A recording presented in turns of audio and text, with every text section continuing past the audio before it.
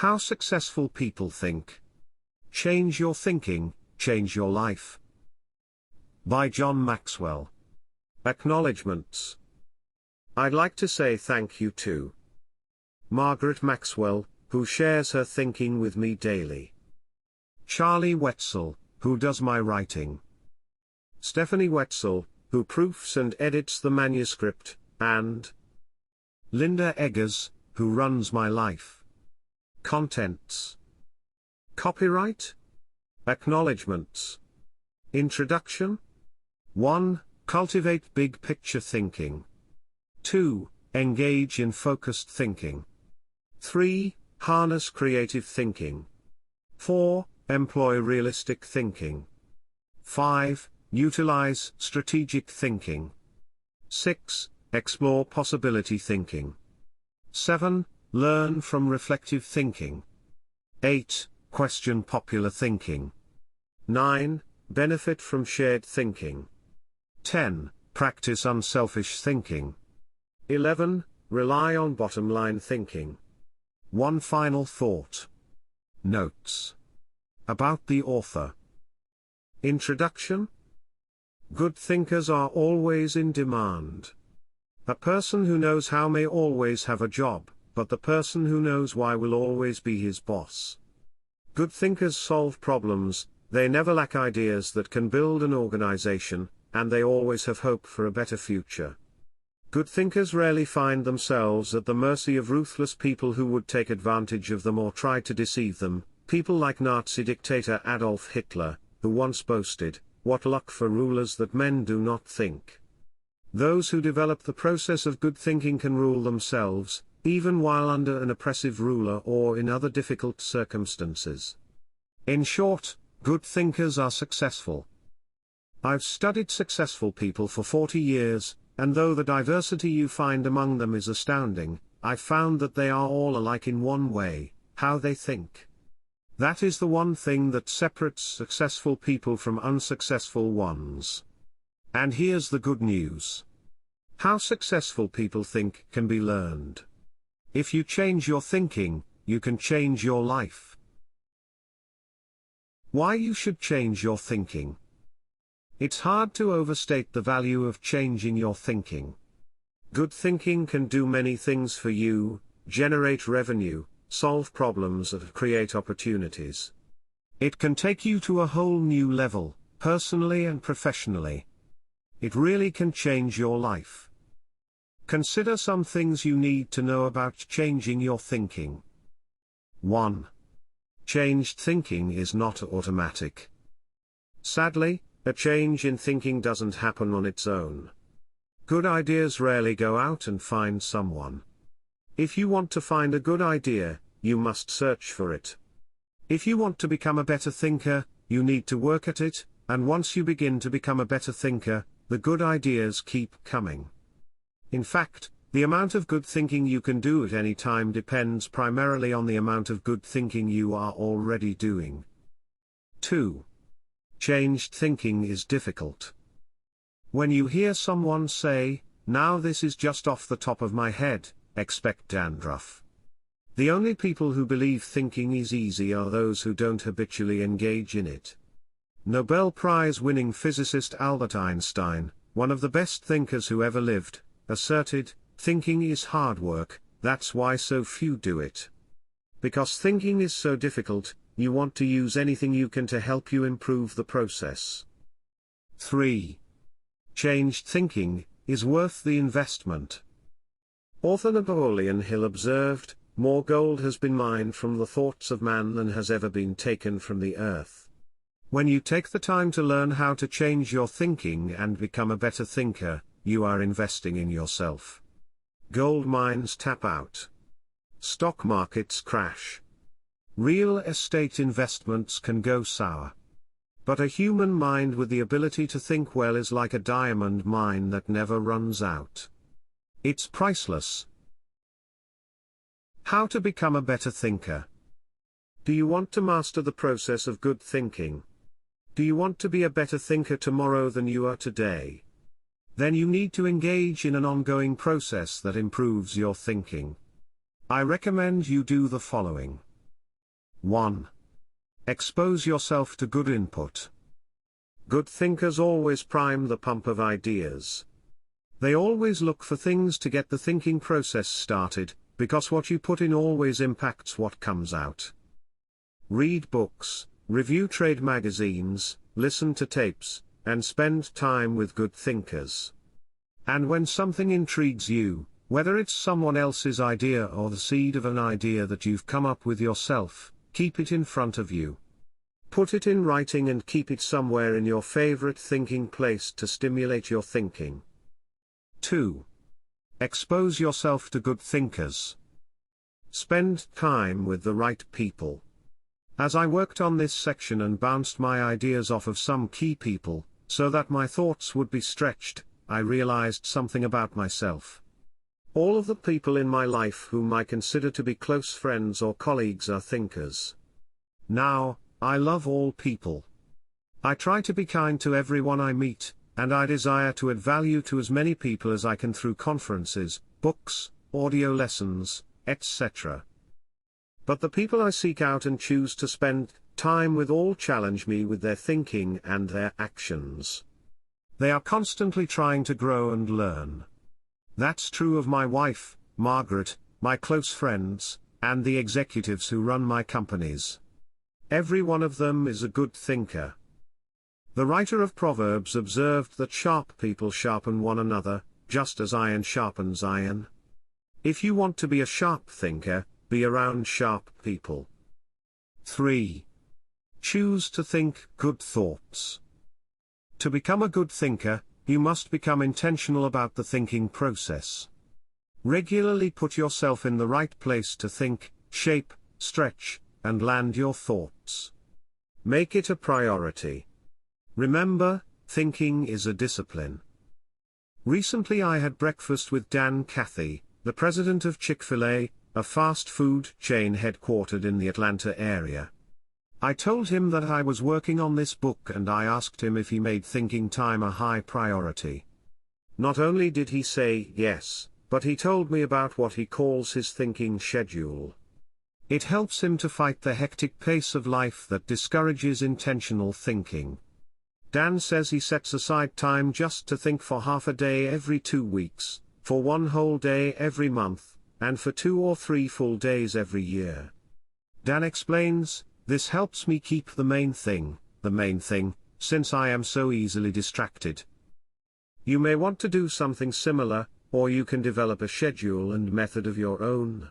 No matter what you choose to do, go to your thinking place, take paper and pen, and make sure you capture your ideas in writing.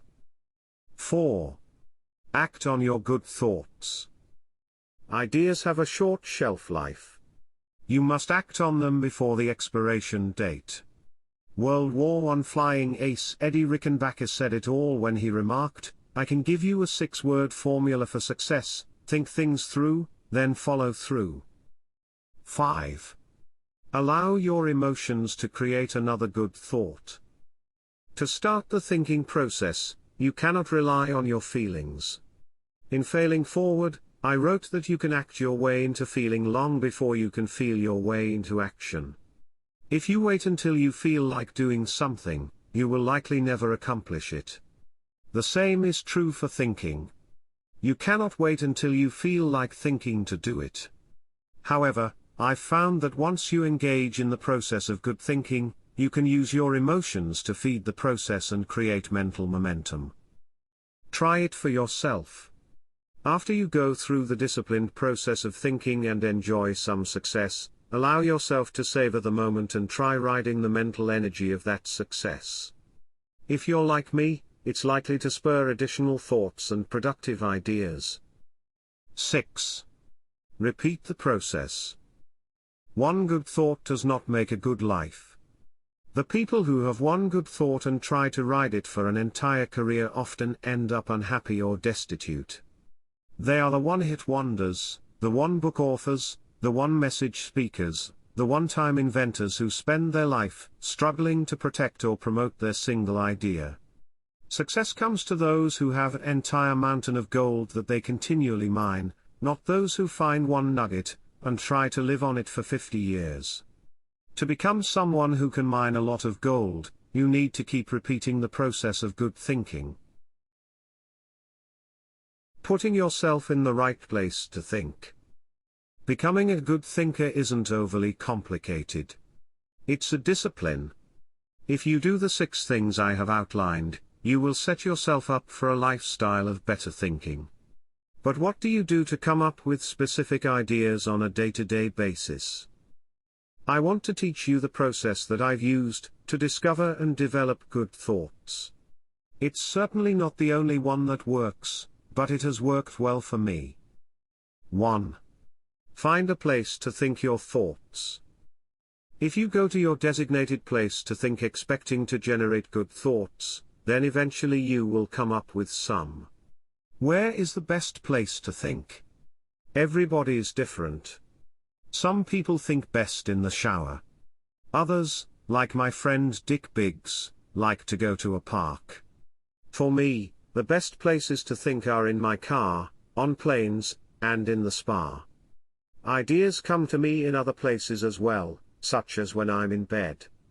I keep a special lighted writing pad on my nightstand for such times. I believe I often get thoughts because I make it a habit to frequently go to my thinking places. If you want to consistently generate ideas, you need to do the same thing. Find a place where you can think, and plan to capture your thoughts on paper so that you don't lose them. When I found a place to think my thoughts found a place in me. 2. Find a place to shape your thoughts. Rarely do ideas come fully formed and completely worked out. Most of the time, they need to be shaped until they have substance. As my friend Dan Ryland says, they have to stand the test of clarity and questioning. During the shaping time, you want to hold an idea up to strong scrutiny.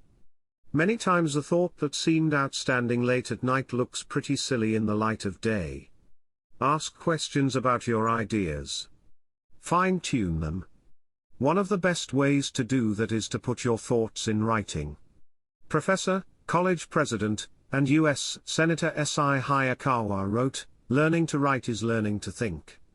You don't know anything clearly unless you can state it in writing.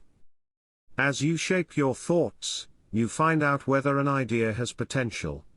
You learn what you have. You also learn some things about yourself. The shaping time thrills me because it embodies humor. The thoughts that don't work often provide comic relief. Humility, the moments when I connect with God or me. Excitement, I love to play out an idea mentally. I call it futuring it. Creativity, in these moments I am unhampered by reality. Fulfillment, God made me for this process, it uses my greatest gifts and gives me joy. Honesty, as I turn over an idea in my mind, I discover my true motives. Passion, when you shape a thought, you find out what you believe and what really counts. Change, most of the changes I have made in my life resulted from thorough thinking on a subject. You can shape your thoughts almost anywhere. Just find a place that works for you, where you will be able to write things down, focus your attention without interruptions, and ask questions about your ideas. 3.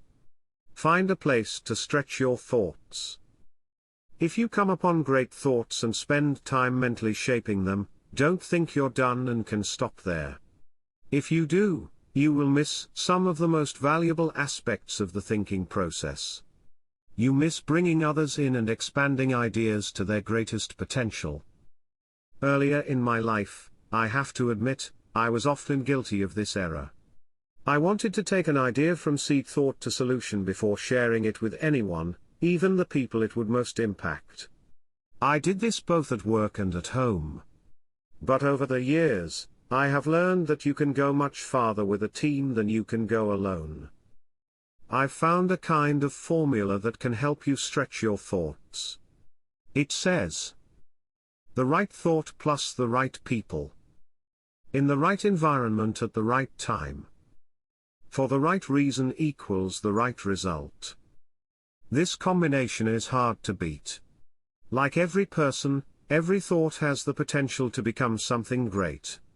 When you find a place to stretch your thoughts, you find that potential. 4. Find a place to land your thoughts. Author C.D. Jackson observes that great ideas need landing gear as well as wings. Any idea that remains only an idea doesn't make a great impact. The real power of an idea comes when it goes from abstraction to application. Think about Einstein's theory of relativity. When he published his theories in 1905 and 1916, they were merely profound ideas. Their real power came with the development of the nuclear reactor in 1942 and the nuclear bomb in 1945. When scientists developed and implemented Einstein's ideas, the whole world changed.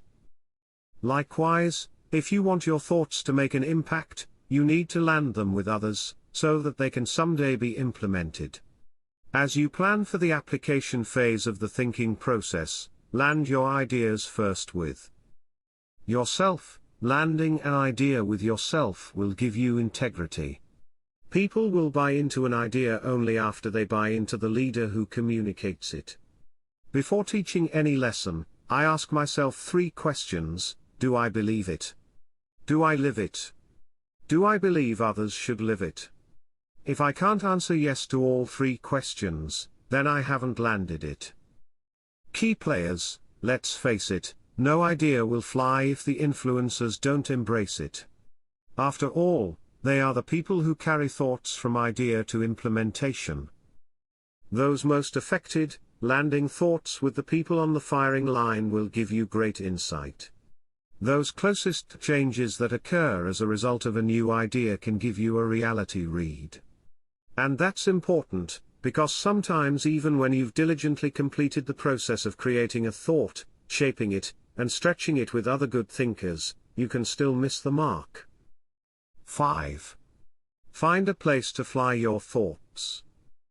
French philosopher Henri Louis Bergson, who won the Nobel Prize in Literature in 1927, asserted that a person should think like a man of action, act like a man of thought.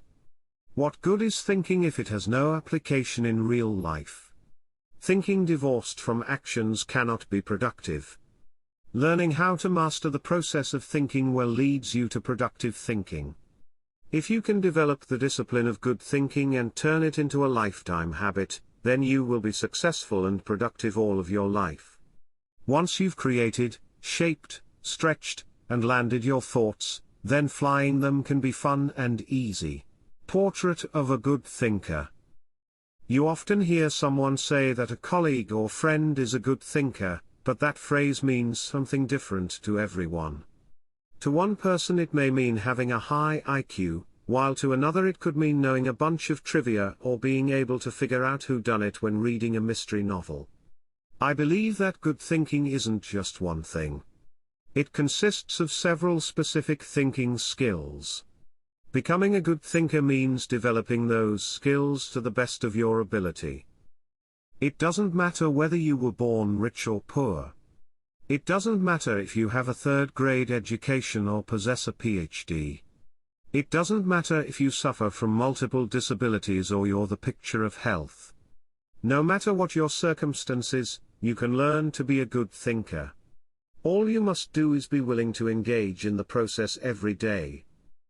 In Built to Last, Jim Collins and Jerry Porras describe what it means to be a visionary company, the kind of company that epitomizes the pinnacle of American business. They describe those companies this way. A visionary company is like a great work of art. Think of Michelangelo's scenes from Genesis on the ceiling of the Sistine Chapel, or his statue of David. Think of a great and enduring novel like Huckleberry Finn or Crime and Punishment. Think of Beethoven's Ninth Symphony or Shakespeare's Henry V. Think of a beautifully designed building, like the masterpieces of Frank Lloyd Wright or Ludwig Mies van der Rohe. You can't point to any one single item that makes the whole thing work, it's the entire work, all the pieces working together to create an overall effect, that leads to enduring greatness. Good thinking is similar. You need all the thinking pieces to become the kind of person who can achieve great things. Those pieces include the following 11 skills. Seeing the wisdom of big picture thinking. Unleashing the potential of focused thinking. Discovering the joy of creative thinking. Recognizing the importance of realistic thinking. Releasing the power of strategic thinking. Feeling the energy of possibility thinking. Embracing the lessons of reflective thinking. Questioning the acceptance of popular thinking. Encouraging the participation of shared thinking. Experiencing the satisfaction of unselfish thinking. Enjoying the return of bottom-line thinking. As you read the chapters dedicated to each kind of thinking, you will discover that they do not try to tell you what to think, they attempt to teach you how to think. As you become acquainted with each skill, you will find that some you do well, others you don't. Learn to develop each of those kinds of thinking, and you will become a better thinker.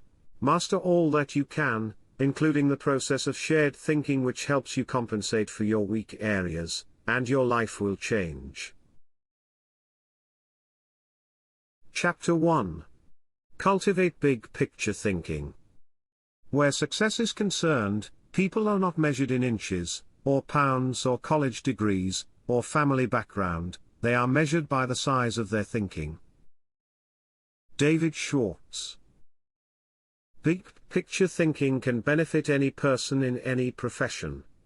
When somebody, like Jack Welch, tells a GE employee that the ongoing relationship with the customer is more important than the sale of an individual product, he's reminding them of the big picture. When two parents are fed up with potty training, poor grades, or fender benders, and one reminds the other that the current difficult time is only a temporary season, then they benefit from thinking big picture. Real estate developer Donald Trump quipped, "You have to think anyway, so why not think big?" Big picture thinking brings wholeness and maturity to a person's thinking. It brings perspective. It's like making the frame of a picture bigger, in the process expanding not only what you can see, but what you are able to do. Spend time with big picture thinkers, and you will find that they learn continually. Big picture thinkers are never satisfied with what they already know. They are always visiting new places, reading new books, meeting new people, learning new skills. And because of that practice, they often are able to connect the unconnected. They are lifelong learners. To help me maintain a learner's attitude, I spend a few moments every morning thinking about my learning opportunities for the day. As I review my calendar and to-do list, knowing whom I will meet that day, what I will read, which meetings I will attend, I note where I am most likely to learn something. Then I mentally cue myself to look attentively for something that will improve me in that situation. If you desire to keep learning, I want to encourage you to examine your day and look for opportunities to learn. Listen intentionally. An excellent way to broaden your experience is to listen to someone who has expertise in an area where you don't. I search for such opportunities. One year I spoke to about 900 coaches and scouts at the Senior Bowl, where graduating football players participate in their last college game. I had the opportunity, along with my son-in-law, Steve Miller, to have dinner with NFL head coaches Dave Wanstead and Butch Davis. It's not often that you get such an opportunity, so I asked them questions about teamwork and spent a lot of time listening to them.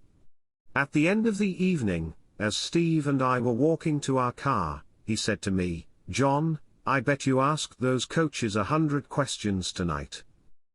"If I'm going to learn and grow," I replied, "I must know what questions to ask and know how to apply the answers to my life." Listening has taught me a lot more than talking. When you meet with people, it's good to have an agenda so that you can learn. It's a great way to partner with people who can do things you can't. Big picture thinkers recognize that they don't know lots of things.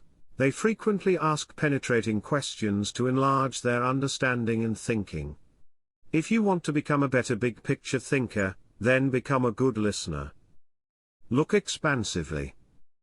Writer Henry David Thoreau wrote, "Many an object is not seen, though it falls within the range of our visual ray, because it does not come within the range of our intellectual ray." Human beings habitually see their own world first. For example, when people arrive at a leadership conference put on by my company, they want to know where they're going to park, whether they will be able to get a good and comfortable seat, whether the speaker will be on, and if the breaks will be spaced right. When I arrive to speak at the same conference, I want to know that the lighting is good, the sound equipment is operating effectively, whether the speaker's platform will be close enough to the people, etc. Who you are determines what you see, and how you think. Big picture thinkers realize there is a world out there besides their own, and they make an effort to get outside of themselves and see other people's worlds through their eyes. It's hard to see the picture while inside the frame. To see how others see, you must first find out how they think. Becoming a good listener certainly helps with that. So does getting over your personal agenda and trying to take the other person's perspective. Live completely. French essayist Michel-Étienne de Montaigne wrote, "The value of life lies not in the length of days, but in the use we make of them. A man may live long yet live very little." The truth is that you can spend your life any way you want, but you can spend it only once. Becoming a big picture thinker can help you to live with wholeness, to live a very fulfilling life. People who see the big picture expand their experience because they expand their world. As a result, they accomplish more than narrow-minded people. And they experience fewer unwanted surprises, too, because they are more likely to see the many components involved in any given situation: issues, people, relationships, timing, and values. They are also, therefore, usually more tolerant of other people and their thinking. Why you should receive the wisdom of big picture thinking. Intuitively, you probably recognize big picture thinking as beneficial. Few people want to be closed-minded. No one sets out to be that way. But just in case you're not completely convinced, consider several specific reasons why you should make the effort to become a better big picture thinker. 1. Big picture thinking allows you to lead. You can find many big picture thinkers who aren't leaders, but you will find few leaders who are not big picture thinkers. Leaders must be able to do many important things for their people. See the vision before their people do. They also see more of it. This allows them to size up situations, taking into account many variables. Leaders who see the big picture discern possibilities as well as problems to form a foundation to build the vision. Once leaders have done that, they can sketch a picture of where the team is going, including any potential challenges or obstacles. The goal of leaders shouldn't be merely to make their people feel good, but to help them be good and accomplish the dream.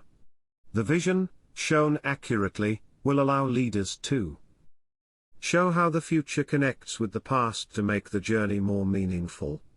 When leaders recognize this need for connection and bridge it, then they can seize the moment when the timing is right. In leadership, when to move is as important as what you do. As Winston Churchill said, there comes a special moment in everyone's life, a moment for which that person was born, when he seizes it. It is his finest hour. Whether building roads, planning a trip, or moving in leadership, big picture thinking allows you to enjoy more success. People who are constantly looking at the whole picture have the best chance of succeeding in any endeavor. 2. Big picture thinking keeps you on target. Thomas Fuller, chaplain to Charles II of England, observed, "He that is everywhere is nowhere." To get things done, you need focus. However, to get the right things done, you also need to consider the big picture. Only by putting your daily activities in the context of the big picture will you be able to stay on target. As Alvin Toffler says, you've got to think about big things while you're doing small things, so that all the small things go in the right direction. 3. Big picture thinking allows you to see what others see. One of the most important skills you can develop in human relations is the ability to see things from the other person's point of view. It's one of the keys to working with clients, satisfying customers, maintaining a marriage, rearing children, helping those who are less fortunate, etc. All human interactions are enhanced by the ability to put yourself in another person's shoes. How? Look beyond yourself, your own interests, and your own world. When you work to consider an issue from every possible angle, examine it in the light of another's history, discover the interests and concerns of others, and try to set aside your own agenda, you begin to see what others see. And that is a powerful thing. 4. Big picture thinking promotes teamwork. If you participate in any kind of team activity, then you know how important it is that team members see the whole picture, not just their own part. Anytime a person doesn't know how his work fits with that of his teammates, then the whole team is in trouble. The better the grasp team members have of the big picture, the greater their potential to work together as a team. 5. Big picture thinking keeps you from being caught up in the mundane. Let's face it, some aspects of everyday life are absolutely necessary but thoroughly uninteresting. Big picture thinkers don't let the grind get to them, because they don't lose sight of the all-important overview. They know that the person who forgets the ultimate is a slave to the immediate. 6. Big picture thinking helps you to chart uncharted territory. Have you ever heard the expression, "We'll cross that bridge when we come to it"? That phrase undoubtedly was coined by someone who had trouble seeing the big picture. The world was built by people who crossed bridges in their minds long before anyone else did. The only way to break new ground or move into uncharted territory is to look beyond the immediate and see the big picture. How to acquire the wisdom of big picture thinking. If you desire to seize new opportunities and open new horizons, then you need to add big picture thinking to your abilities. To become a good thinker better able to see the big picture, keep in mind the following suggestions. 1. Don't strive for certainty. Big picture thinkers are comfortable with ambiguity. They don't try to force every observation or piece of data into pre-formulated mental cubby holes. They think broadly and can juggle many seemingly contradictory thoughts in their minds. If you want to cultivate the ability to think big picture, then you must get used to embracing and dealing with complex and diverse ideas. 2. Learn from every experience. Big picture thinkers broaden their outlook by striving to learn from every experience. They don't rest on their successes, they learn from them. More importantly, they learn from their failures. They can do that because they remain teachable. Varied experiences, both positive and negative, help you see the big picture. The greater the variety of experience and success, the more potential to learn you have. If you desire to be a big picture thinker, then get out there and try a lot of things, take a lot of chances, and take time to learn after every victory or defeat. 3. Gain insight from a variety of people. Big picture thinkers learn from their experiences. But they also learn from experiences they don't have. That is, they learn by receiving insight from others, from customers, employees, colleagues, and leaders. If you desire to broaden your thinking and see more of the big picture, then seek out counselors to help you. But be wise in whom you ask for advice. Gaining insight from a variety of people doesn't mean stopping anyone and everyone in hallways and grocery store lines and asking what they think about a given subject. Be selective. Talk to people who know and care about you, who know their field, and who bring experience deeper and broader than your own. 4. Give yourself permission to expand your world. If you want to be a big picture thinker, you will have to go against the flow of the world. Society wants to keep people in boxes. Most people are married mentally to the status quo. They want what was, not what can be.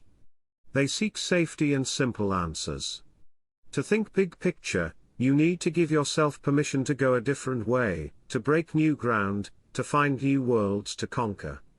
And when your world does get bigger, you need to celebrate. Never forget there is more out there in the world than what you've experienced. Keep learning, keep growing, and keep looking at the big picture. If you desire to be a good thinker, that's what you need to do. Thinking question. Am I thinking beyond myself and my world so that I process ideas with a holistic perspective? Chapter 2. Engage in focused thinking. He did each thing as if he did nothing else. Spoken of novelist, Charles Dickens. Philosopher Bertrand Russell once asserted, to be able to concentrate for a considerable time is essential to difficult achievement. Sociologist Robert Lind observed that, knowledge is power only if a man knows what facts are not to bother about. Focused thinking removes distractions and mental clutter so that you can concentrate on an issue and think with clarity. Focused thinking can do several things for you. 1. Focused thinking harnesses energy toward a desired goal. Focus can bring energy and power to almost anything, whether physical or mental. If you're learning how to pitch a baseball and you want to develop a good curveball, then focused thinking while practicing will improve your technique. If you need to refine the manufacturing process of your product, focused thinking will help you develop the best method. If you want to solve a difficult mathematics problem, focused thinking helps you break through to the solution. The greater the difficulty of a problem or issue, the more focused thinking time is necessary to solve it. 2. Focused thinking gives ideas time to develop. I love to discover and develop ideas. I often bring my creative team together for brainstorming and creative thinking. When we first get together, we try to be exhaustive in our thinking in order to generate as many ideas as possible. The birthing of a potential breakthrough often results from sharing many good ideas. But to take ideas to the next level, you must shift from being expansive in your thinking to being selective. I have discovered that a good idea can become a great idea when it is given focused time. It's true that focusing on a single idea for a long time can be very frustrating. I've often spent days focusing on a thought and trying to develop it, only to find that I could not improve the idea. But sometimes my perseverance in focused thinking pays off. That brings me great joy. And when focused thinking is at its best, not only does the idea grow, but so do I. 3. Focused thinking brings clarity to the target. I consider golf one of my favorite hobbies. It's a wonderfully challenging game. I like it because the objectives are so clear. Professor William Mobley of the University of South Carolina made the following observation about golf. One of the most important things about golf is the presence of clear goals. You see the pins, you know the par, it's neither too easy nor unattainable, you know your average score, and there are competitive goals, competitive with par, with yourself, and others. These goals give you something to shoot at. In work, as in golf, goals motivate. One time on the golf course, I followed a golfer who neglected to put the pin back in the hole after he putted. Because I could not see my target, I couldn't focus properly.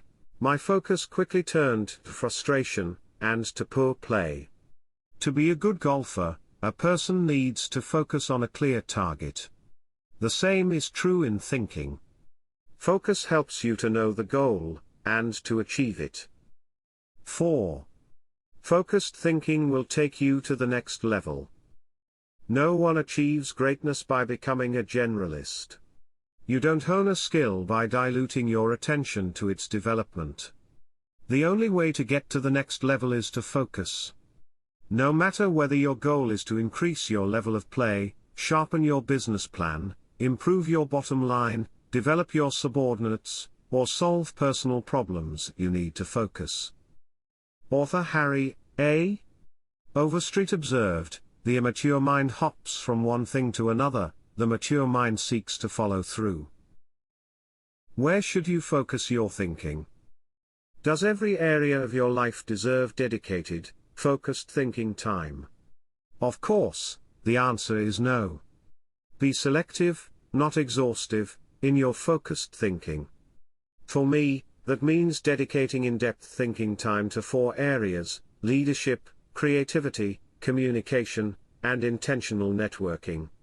Your choices will probably differ from mine. Here are a few suggestions to help you figure them out. Identify your priorities. First, take into account your priorities for yourself, your family, and your team. Author, consultant, and award-winning thinker Edward de Bono quipped, "A conclusion is the place where you get tired of thinking." Unfortunately, many people land on priorities based on where they run out of steam. You certainly don't want to do that. Nor do you want to let others set your agenda. There are many ways to determine priorities. If you know yourself well, begin by focusing on your strengths, the things that make best use of your skills and God-given talents. You might also focus on what brings the highest return and reward. Do what you enjoy most and do best. You could use the 80-20 rule. Give 80% of your effort to the top 20%, most important, activities. Another way is to focus on exceptional opportunities that promise a huge return. It comes down to this: give your attention to the areas that bear fruit. Discover your gifts. Not all people are self-aware and have a good handle on their own skills, gifts, and talents. They are a little like the comic strip character Charlie Brown. One day after striking out in a baseball game, he says, "Rats. I'll never be a big league player. I just don't have it. All my life I've dreamed of playing in the big leagues, but I'll never make it." To which Lucy replies, "Charlie Brown, you're thinking too far ahead. What you need to do is set more immediate goals for yourself." For a moment, Charlie Brown sees a ray of hope. Immediate goals. He says. "Yes," answers Lucy. "Start with the next inning. When you go out to pitch, see if you can walk out to the mound without falling down." I've met many individuals who grew up in a household full of Lucys. They received little encouragement or affirmation, and as a result seem at a loss for direction. If you have that kind of background, you need to work extra hard to figure out what your gifts are. Take a personality profile such as DISC or Myers-Briggs. Interview positive friends and family members to see where they think you shine. Spend some time reflecting on past successes. If you're going to focus your thinking in your areas of strength, you need to know what they are. Develop your dream. If you want to achieve great things, you need to have a great dream. If you're not sure of your dream, use your focused thinking time to help you discover it. If your thinking has returned to a particular area time after time, you may be able to discover your dream there. Give it more focused time and see what happens. Once you find your dream, move forward without second guessing. Take the advice of Satchel Paige, don't look back, something might be gaining on you. The younger you are, the more likely you will give your attention to many things. That's good because if you're young you're still getting to know yourself, your strengths and weaknesses. If you focus your thinking on only one thing and your aspirations change, then you've wasted your best mental energy. As you get older and more experienced, the need to focus becomes more critical. The farther and higher you go, the more focused you can be, and need to be. How can you stay focused? Once you have a handle on what you should think about, you must decide how to better focus on it. Here are 5 suggestions to help you with the process. 1. Remove distractions. Removing distractions is no small matter in our current culture, but it's critical. How do you do it? First, by maintaining the discipline of practicing your priorities. Don't do easy things first or hard things first or urgent things first. Do first things first, the activities that give you the highest return. In that way, you keep the distractions to a minimum. Second, insulate yourself from distractions. I've found that I need blocks of time to think without interruptions. I've mastered the art of making myself unavailable when necessary and going off to my thinking place so that I can work without interruptions. Because of my responsibilities as founder of 3 companies, however, I am always aware of the tension between my need to remain accessible to others as a leader and my need to withdraw from them to think.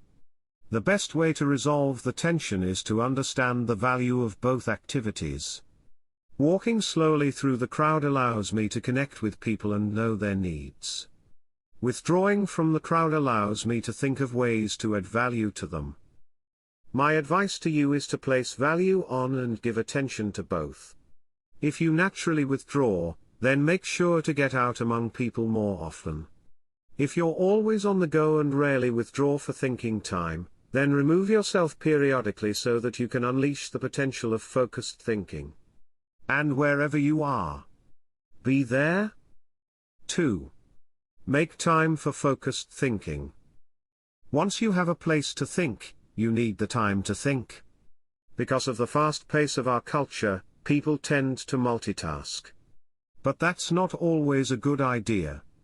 Switching from task to task can cost you up to 40% efficiency. According to researchers, if you're trying to accomplish many things at the same time, you'll get more done by focusing on one task at a time, not by switching constantly from one task to another. Years ago I realized that my best thinking time occurs in the morning. Whenever possible, I reserve my mornings for thinking and writing. One way to gain time for focused thinking is to impose upon yourself a rule that one company implemented.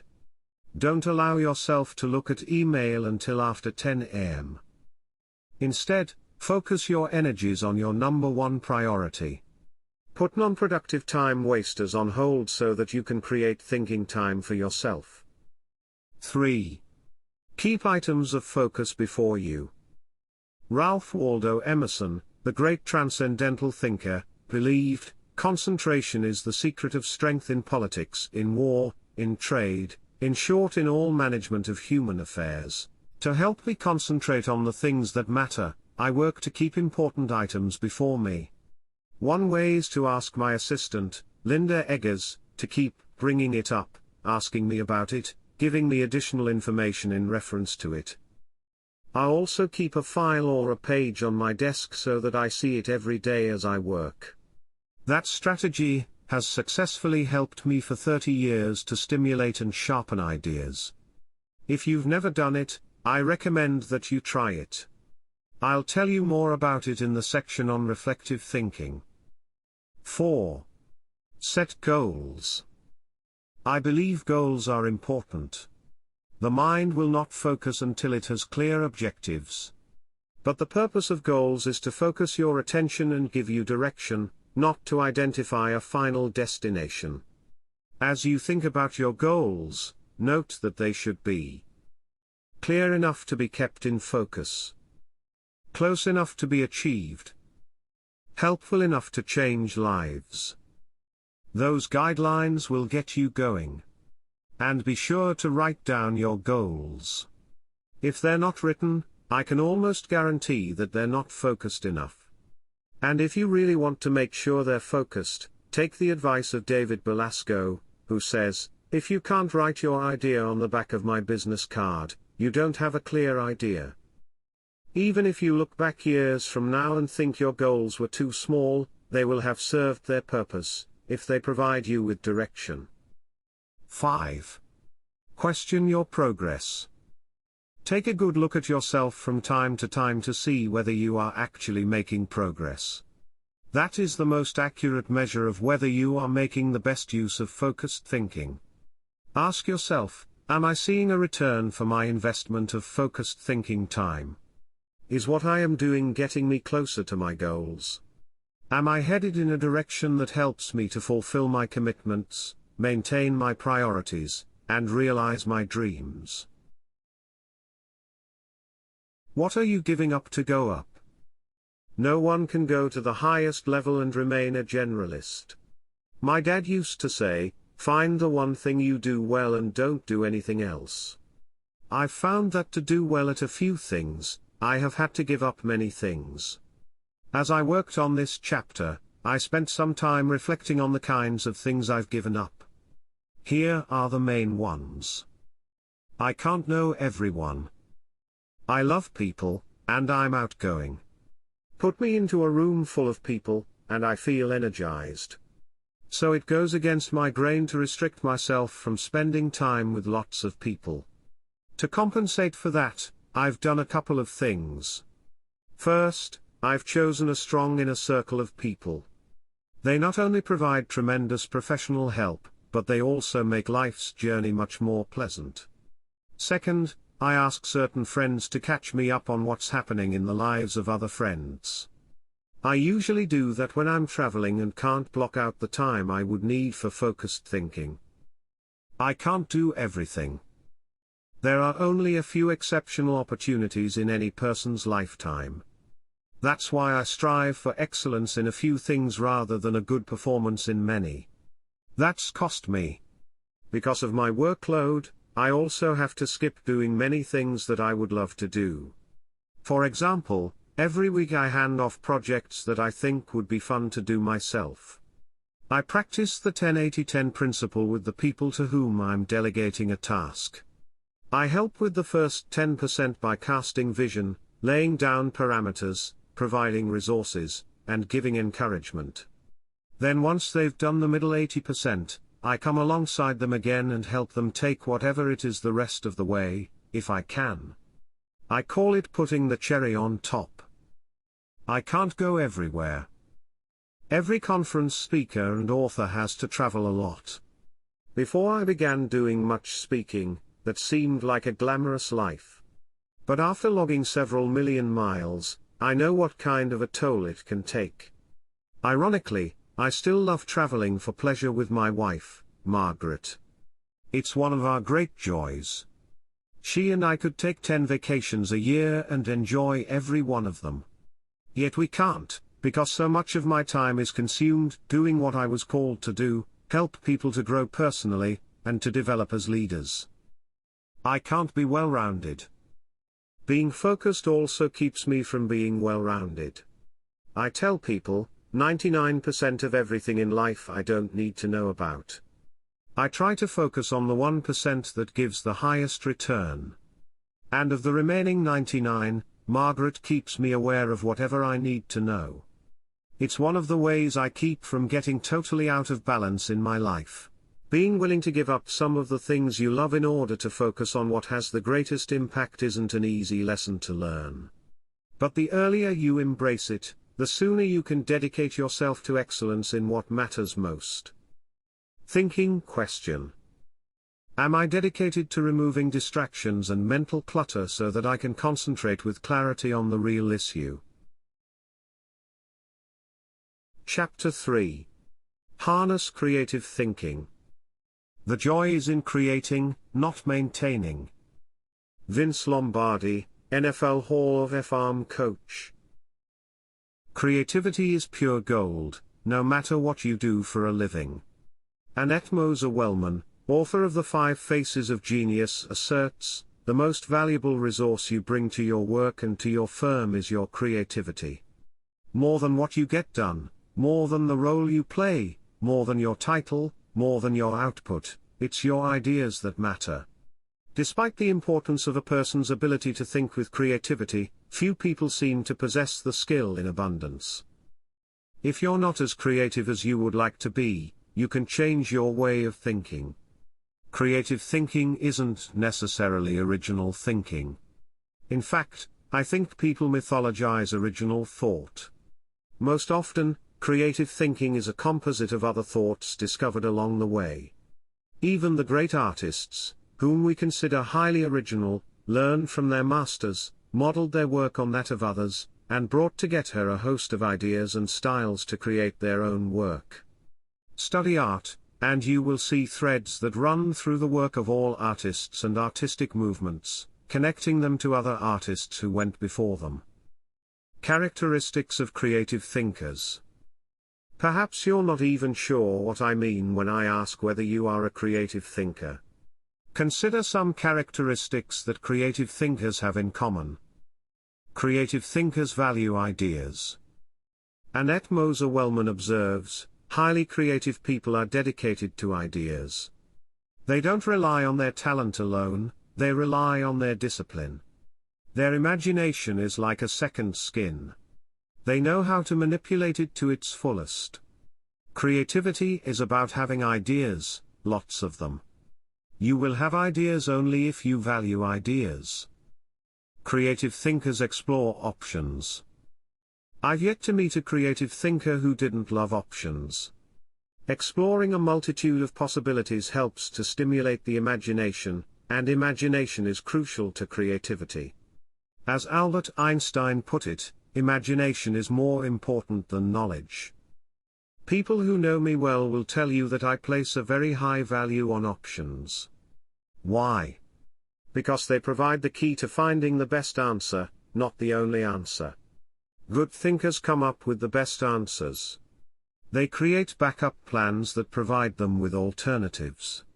They enjoy freedom that others do not possess. And they will influence and lead others. Creative thinkers embrace ambiguity. Writer H. L. Mencken said, "It is the dull man who is always sure, and the sure man who is always dull."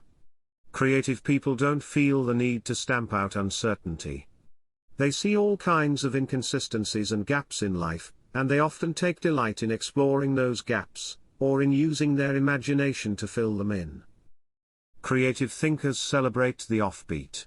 Creativity, by its very nature, often explores off of the beaten path and goes against the grain.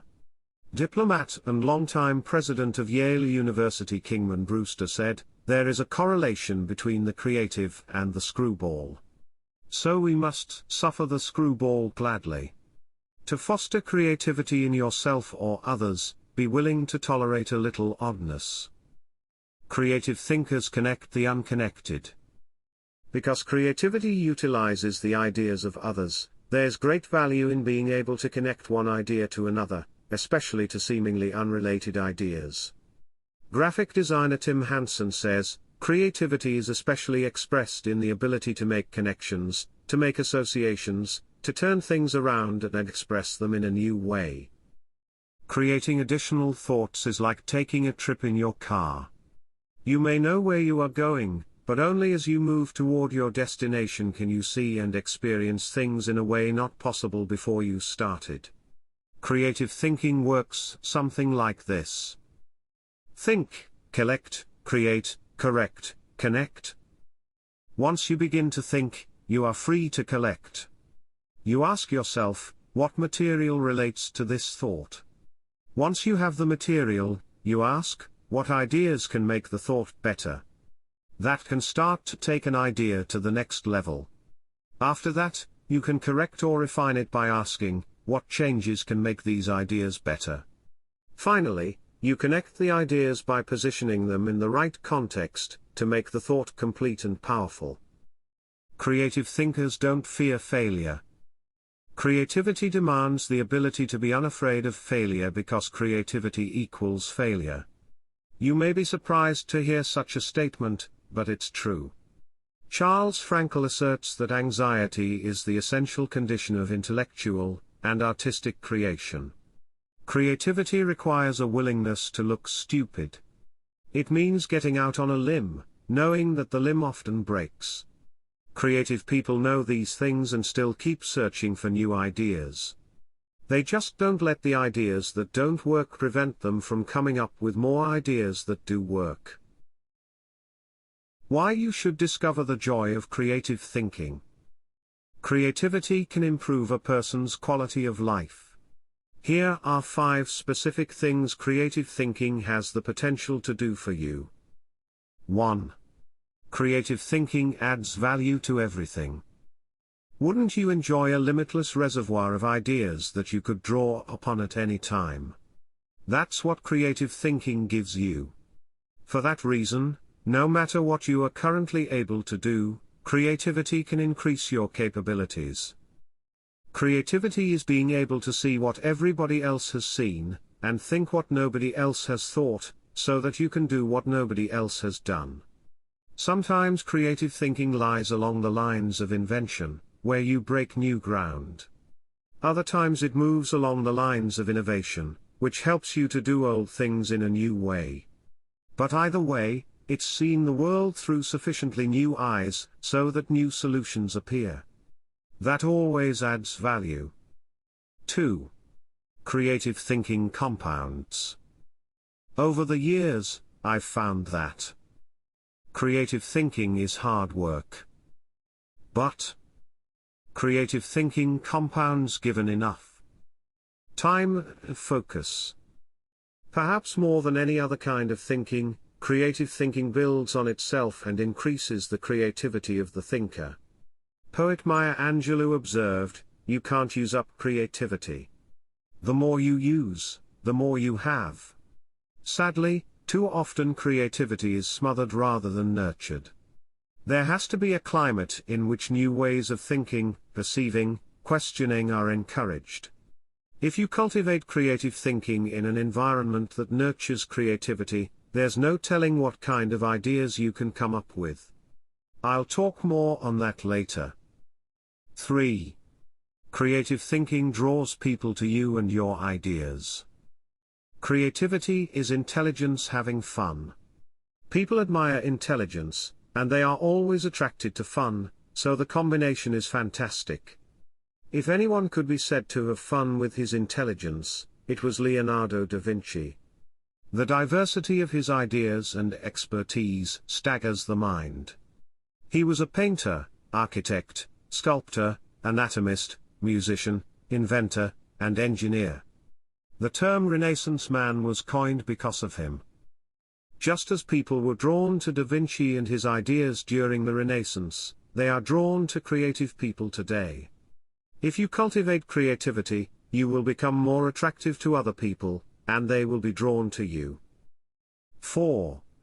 Creative thinking helps you learn more. Author and creativity expert Ernie Zielinski says, "Creativity is the joy of not knowing it all."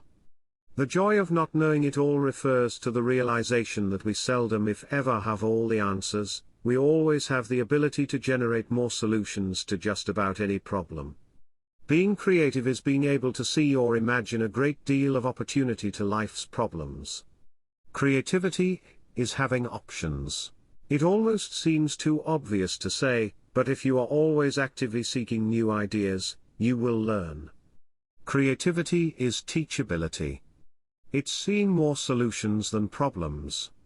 And the greater the quantity of thoughts, the greater the chance for learning something new. 5. Creative thinking challenges the status quo. If you desire to improve your world, or even your own situation, then creativity will help you. The status quo and creativity are incompatible. Creativity and innovation always walk hand in hand.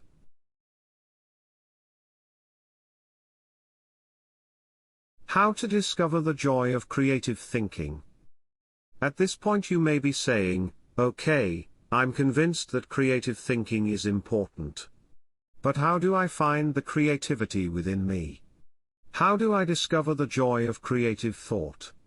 Here are 5 ways to do it. 1. Remove creativity killers.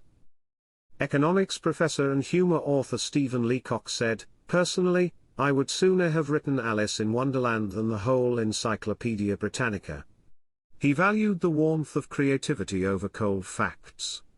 If you do too, then you need to eliminate attitudes that devalue creative thinking. Take a look at the following phrases.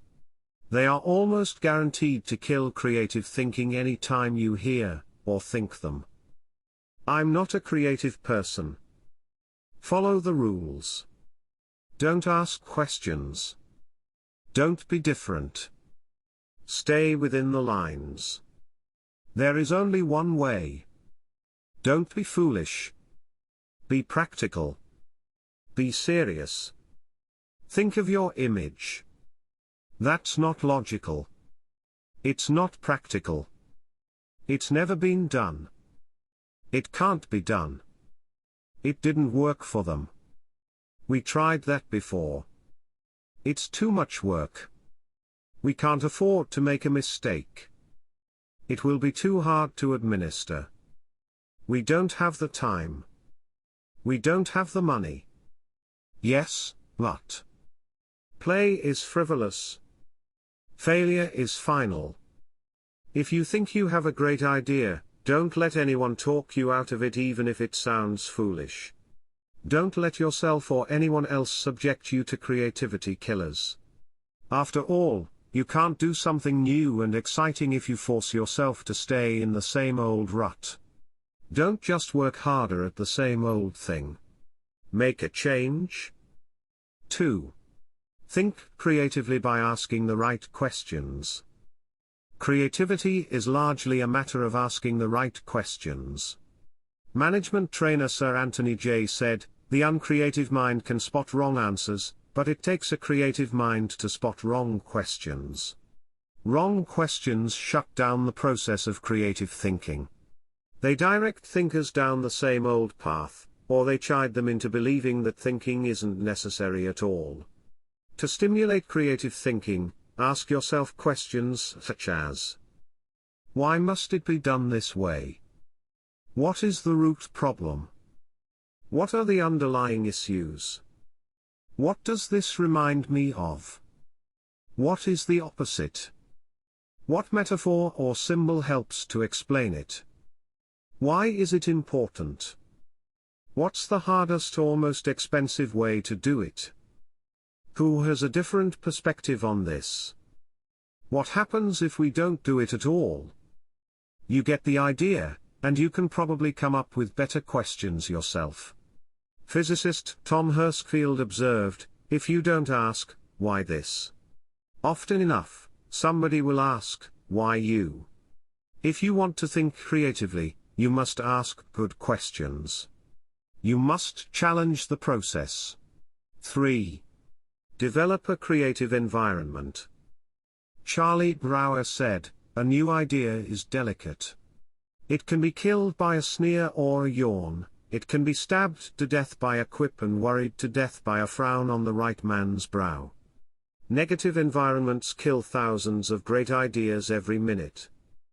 A creative environment, on the other hand, becomes like a greenhouse where ideas get seeded, sprout up, and flourish.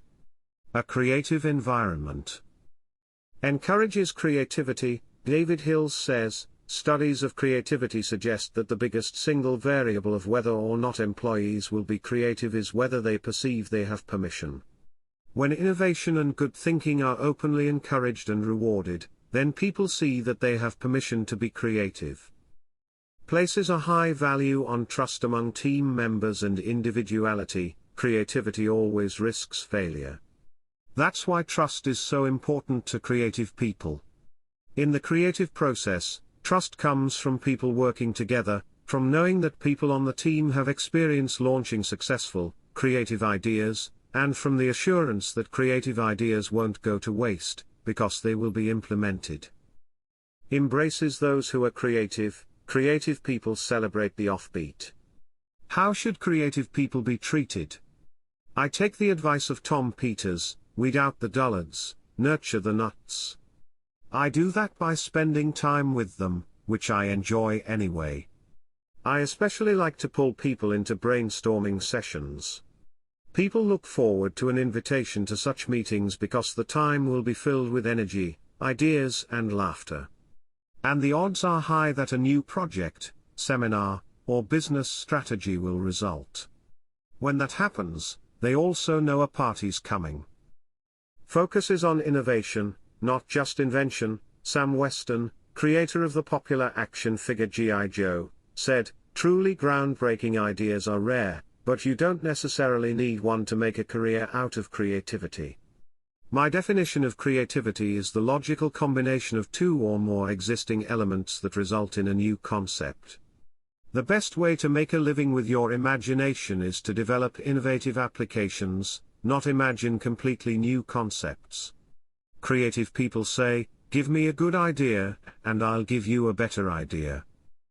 Is willing to let people go outside the lines. Most people automatically stay within lines, even if those lines have been arbitrarily drawn or are terribly out of date. Remember, most limitations we face are not imposed on us by others, we place them on ourselves. Lack of creativity often falls into that category. If you want to be more creative, challenge boundaries. Inventor Charles Kettering said, "All human development, no matter what form it takes, must be outside the rules, otherwise, we would never have anything new." A creative environment takes that into account. Appreciates the power of a dream. A creative environment promotes the freedom of a dream. A creative environment encourages the use of a blank sheet of paper and the question, if we could draw a picture of what we want to accomplish, what would that look like? A creative environment allowed Martin Luther King Jr. to speak with passion and declare to millions, "I have a dream, not I have a goal." Goals may give focus, but dreams give power. Dreams expand the world. That is why James Allen suggested that dreamers are the saviors of the world. The more creativity-friendly you can make your environment, the more potential it has to become creative. 4. Spend time with other creative people. What if the place you work has an environment hostile to creativity, and you possess little ability to change it? One possibility is to change jobs. But what if you desire to keep working there despite the negative environment? Your best option is to find a way to spend time with other creative people. Creativity is contagious. Have you ever noticed what happens during a good brainstorming session? One person throws out an idea. Another person uses it as a springboard to discover another idea. Someone else takes it in yet another, even better direction. Then somebody grabs hold of it and takes it to a whole new level. The interplay of ideas can be electric. I have a strong group of creative individuals in my life. I make sure to spend regular time with them. When I leave them, I always feel energized, I'm full of ideas, and I see things differently. They truly are indispensable to my life. It's a fact that you begin to think like the people you spend a lot of time with. The more time you can spend with creative people engaging in creative activities, the more creative you will become. 5. Get out of your box. Actress Katharine Hepburn remarked, "If you obey all the rules, you will miss all the fun." While I don't think it's necessary to break all the rules, many are in place to protect us, I do think it's unwise to allow self-imposed limitations to hinder us. Creative thinkers know that they must repeatedly break out of the box of their own history and personal limitations in order to experience creative breakthroughs. The most effective way to help yourself get out of the box is to expose yourself to new paradigms. One way you can do that is by traveling to new places. Explore other cultures, countries, and traditions. Find out how people very different from you live and think. Another is to read on new subjects. I'm naturally curious and love to learn, but I still have a tendency to read books only on my favorite subjects, such as leadership.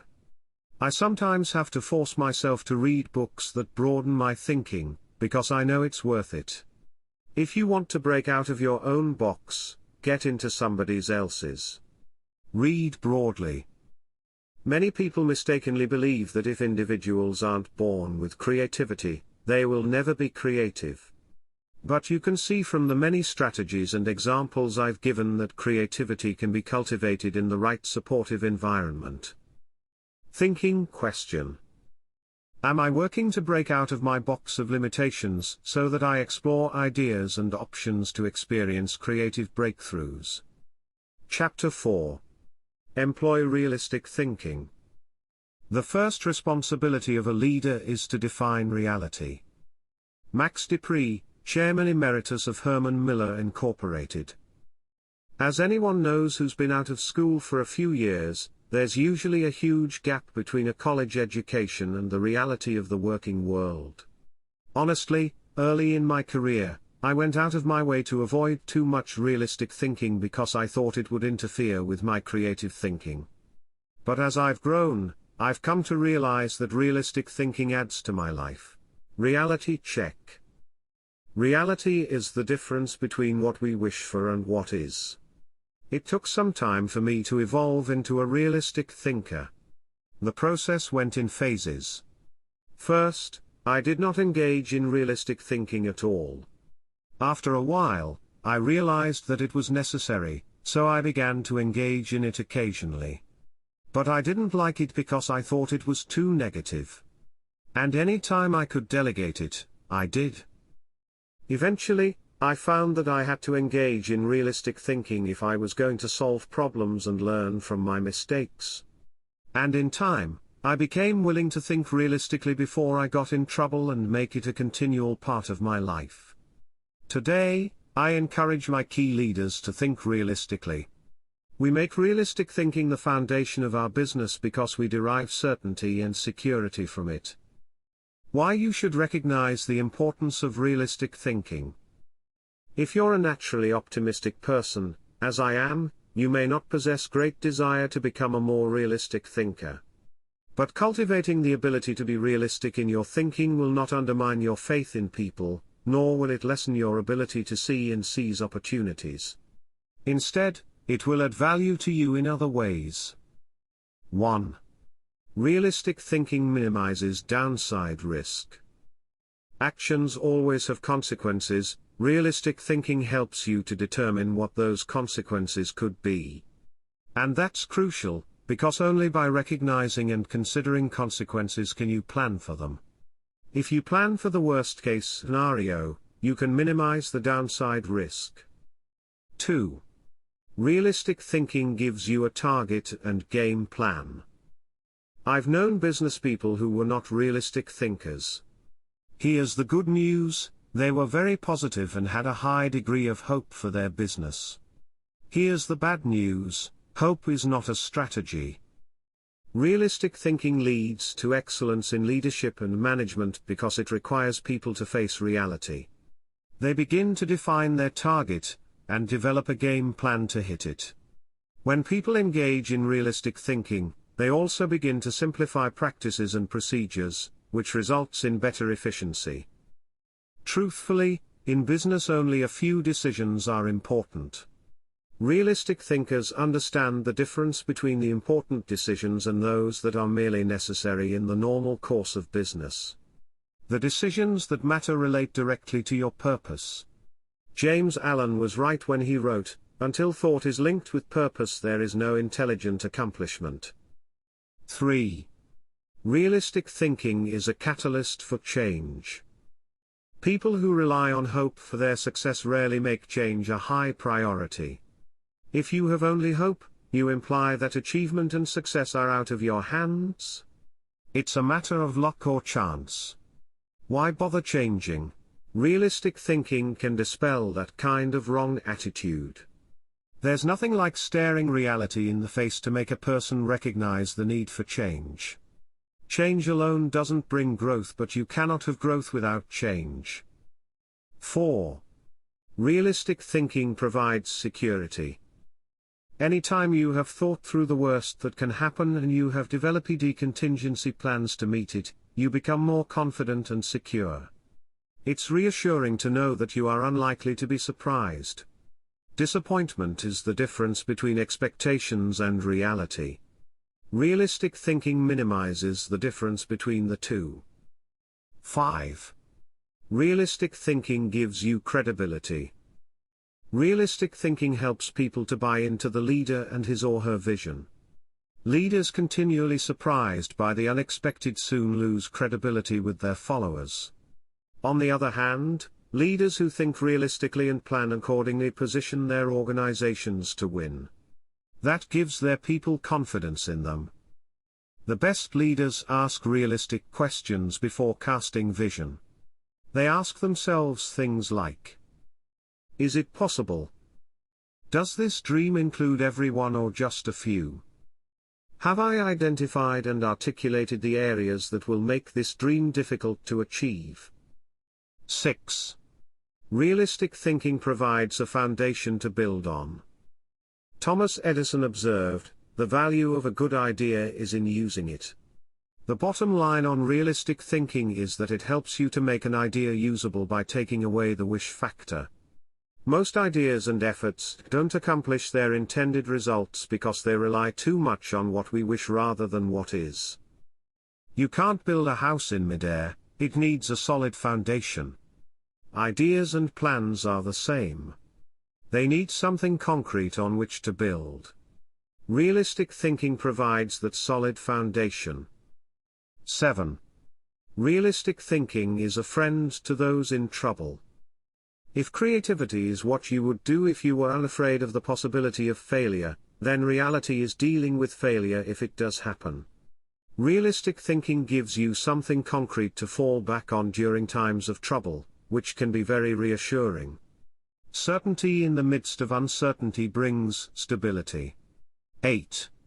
Realistic thinking brings the dream to fruition. British novelist John Galsworthy wrote, idealism increases in direct proportion to one's distance from the problem. If you don't get close enough to a problem, you can't tackle it.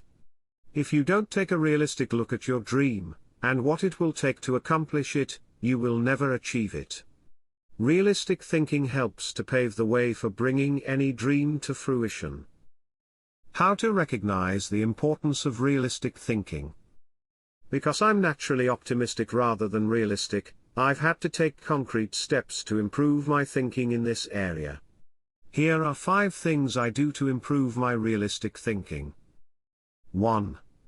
Develop an appreciation for truth. I could not develop as a realistic thinker until I gained an appreciation for realistic thinking. And that means learning to look at and enjoy truth. President Harry Truman said, I never give 'em hell. I just tell the truth and they think it is hell. That's the way many people react to truth. People tend to exaggerate their success and minimize their failures or deficiencies. They live according to Rupert's law, believing there is nothing so small that it can't be blown out of proportion. Unfortunately, many people today could be described by a quote from Winston Churchill, men occasionally stumble over the truth, but most pick themselves up and hurry off as if nothing has happened. More recently, television journalist Ted Koppel observed, our society finds truth too strong a medicine to digest undiluted. In its purest form, truth is not a polite tap on the shoulder. It is a howling reproach. In other words, the truth will set you free, but first it will make you angry. If you want to become a realistic thinker, however, you need to get comfortable dealing with the truth and face up to it. 2. Do your homework. The process of realistic thinking begins with doing your homework. You must first get the facts. Former Governor, Congressman, and Ambassador Chester Bowles said, when you approach a problem, strip yourself of preconceived opinions and prejudice, assemble and learn the facts of the situation, make the decision which seems to you to be the most honest, and then stick to it. It doesn't matter how sound your thinking is if it's based on faulty data or assumptions. You can't think well in the absence of facts, or in the presence of poor information. You can also find out what others have done in similar circumstances. Remember, your thinking doesn't necessarily have to be original, it just has to be solid. Why not learn all that you can from good thinkers who have faced similar situations in the past? Some of my best thinking has been done by others. 3. Think through the pros and cons. There's nothing like taking the time to really examine the pros and cons of an issue to give you a strong dose of reality. It rarely comes down to simply choosing the course of action with the greatest number of pros, because all pros and cons do not carry equal weight. But that's not the value of the exercise, anyway. Rather, it helps you to dig into the facts, examine an issue from many angles, and really count the cost of a possible course of action. 4. Picture the worst-case scenario. The essence of realistic thinking is discovering, picturing, and examining the worst-case scenario. Ask yourself questions such as: what if sales fall short of projections? What if revenue hits rock bottom? Not an optimist's rock bottom, but real rock bottom. What if we don't win the account? What if the client doesn't pay us? What if we have to do the job short-handed? What if our best player gets sick? What if all the colleges reject my application? What if the market goes belly up? What if the volunteers quit? What if nobody shows up? You get the idea. The point is that you need to think about worst-case possibilities, whether you are running a business, leading a department, pastoring a church, coaching a team, or planning your personal finances. Your goal isn't to be negative or to expect the worst, just to be ready for it in case it happens. That way, you give yourself the best chance for a positive result, no matter what. If you picture the worst case and examine it honestly, then you really have experienced a reality check. You're ready for anything.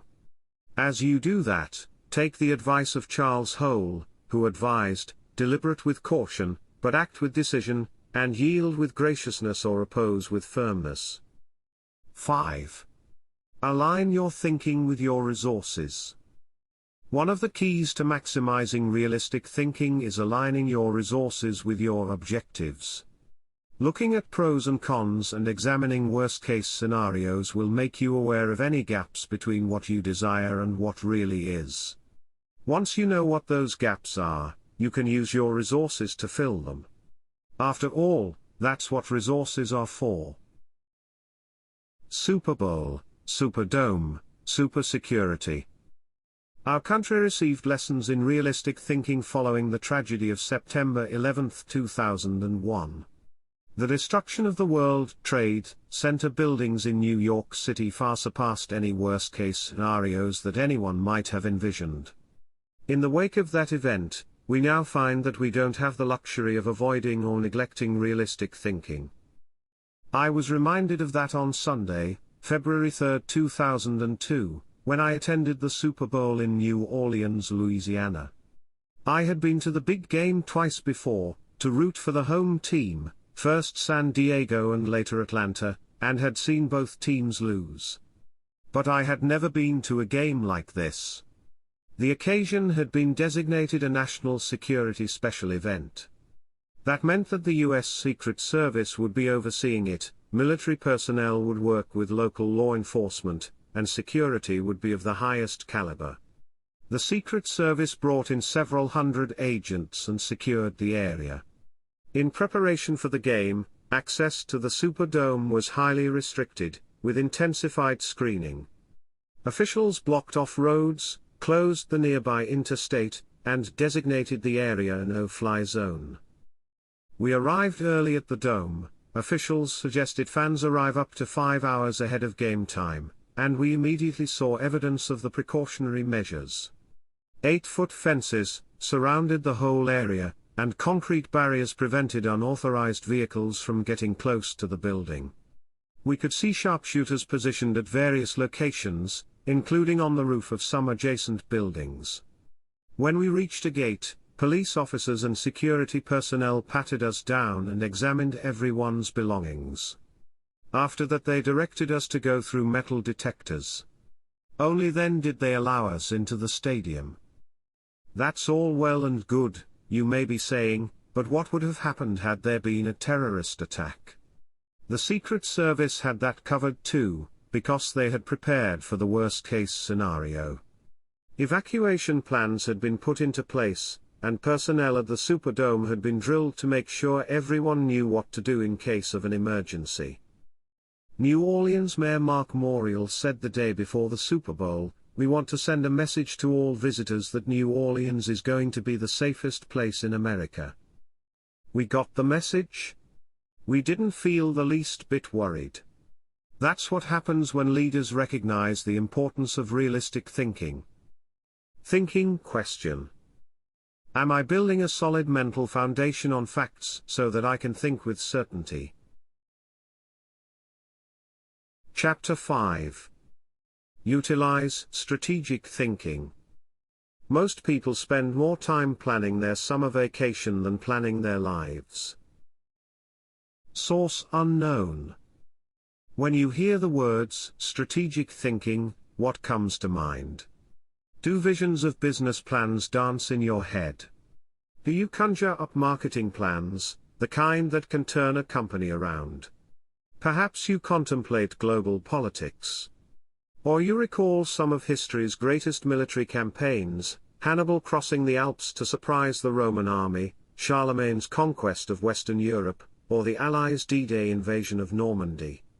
Perhaps, but strategy doesn't have to be restricted to military action, or even to business. Strategic thinking can make a positive impact on any area of life. Plan your life, live your plan. I've observed that most people try to plan their lives one day at a time. They wake up, make up their to-do list, and dive into action, although some people aren't even that strategic. Fewer individuals plan their lives 1 week at a time. They review their calendar for the week, check their appointments, review their goals, and then get to work. They generally outachieve most of their daily planning colleagues. I try to take planning one step further. At the beginning of every month, I spend half a day working on my calendar for the next 40 days. 40 days works for me rather than just 30. That way, I get a jump on the next month and don't get surprised. I begin by reviewing my travel schedule and planning activities with my family. Then I review what projects, lessons, and other objectives I want to accomplish during those 5 to 6 weeks. Then I start blocking out days and times for thinking, writing, working, meeting with people, etc. I set times to do fun things, such as seeing a show, watching a ball game, or playing golf. I also set aside small blocks of time to compensate for the unexpected. By the time I'm done, I can tell you nearly everything I'll be doing, almost hour by hour, during the coming weeks. This strategy is one of the reasons I have been able to accomplish much. Why you should release the power of strategic thinking. Strategic thinking helps me to plan, to become more efficient, to maximize my strengths, and to find the most direct path toward achieving any objective. The benefits of strategic thinking are numerous. Here are a few of the reasons you should adopt it as one of your thinking tools. 1. Strategic thinking simplifies the difficult. Strategic thinking is really nothing more than planning on steroids. Spanish novelist Miguel de Cervantes said, "The man who is prepared has his battle half fought." Strategic thinking takes complex issues and long-term objectives, which can be very difficult to address, and breaks them down into manageable sizes. Anything becomes simpler when it has a plan. Strategic thinking can also help you simplify the management of everyday life. I do that by using systems, which are nothing more than good strategies repeated. I am well known among pastors and other speakers for my filing system. Writing a lesson, or speech can be difficult.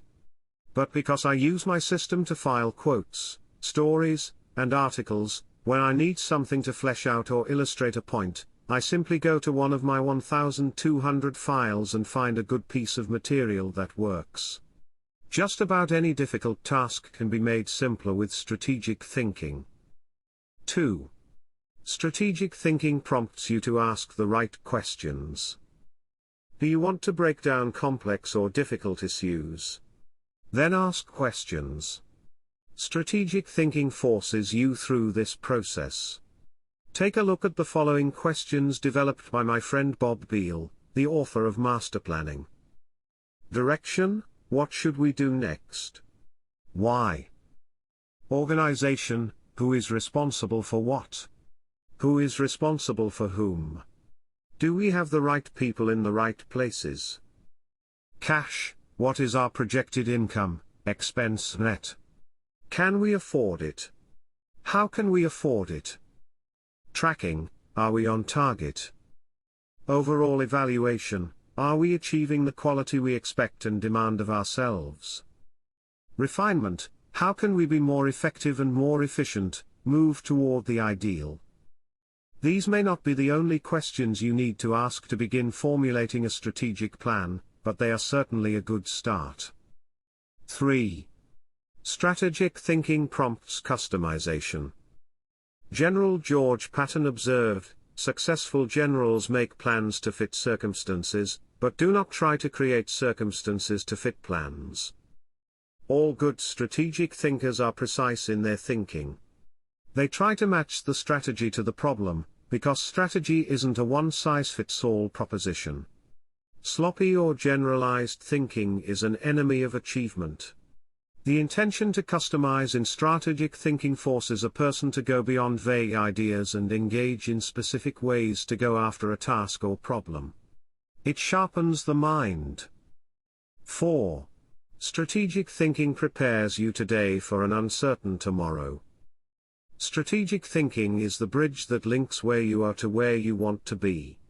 It gives direction and credibility today and increases your potential for success tomorrow.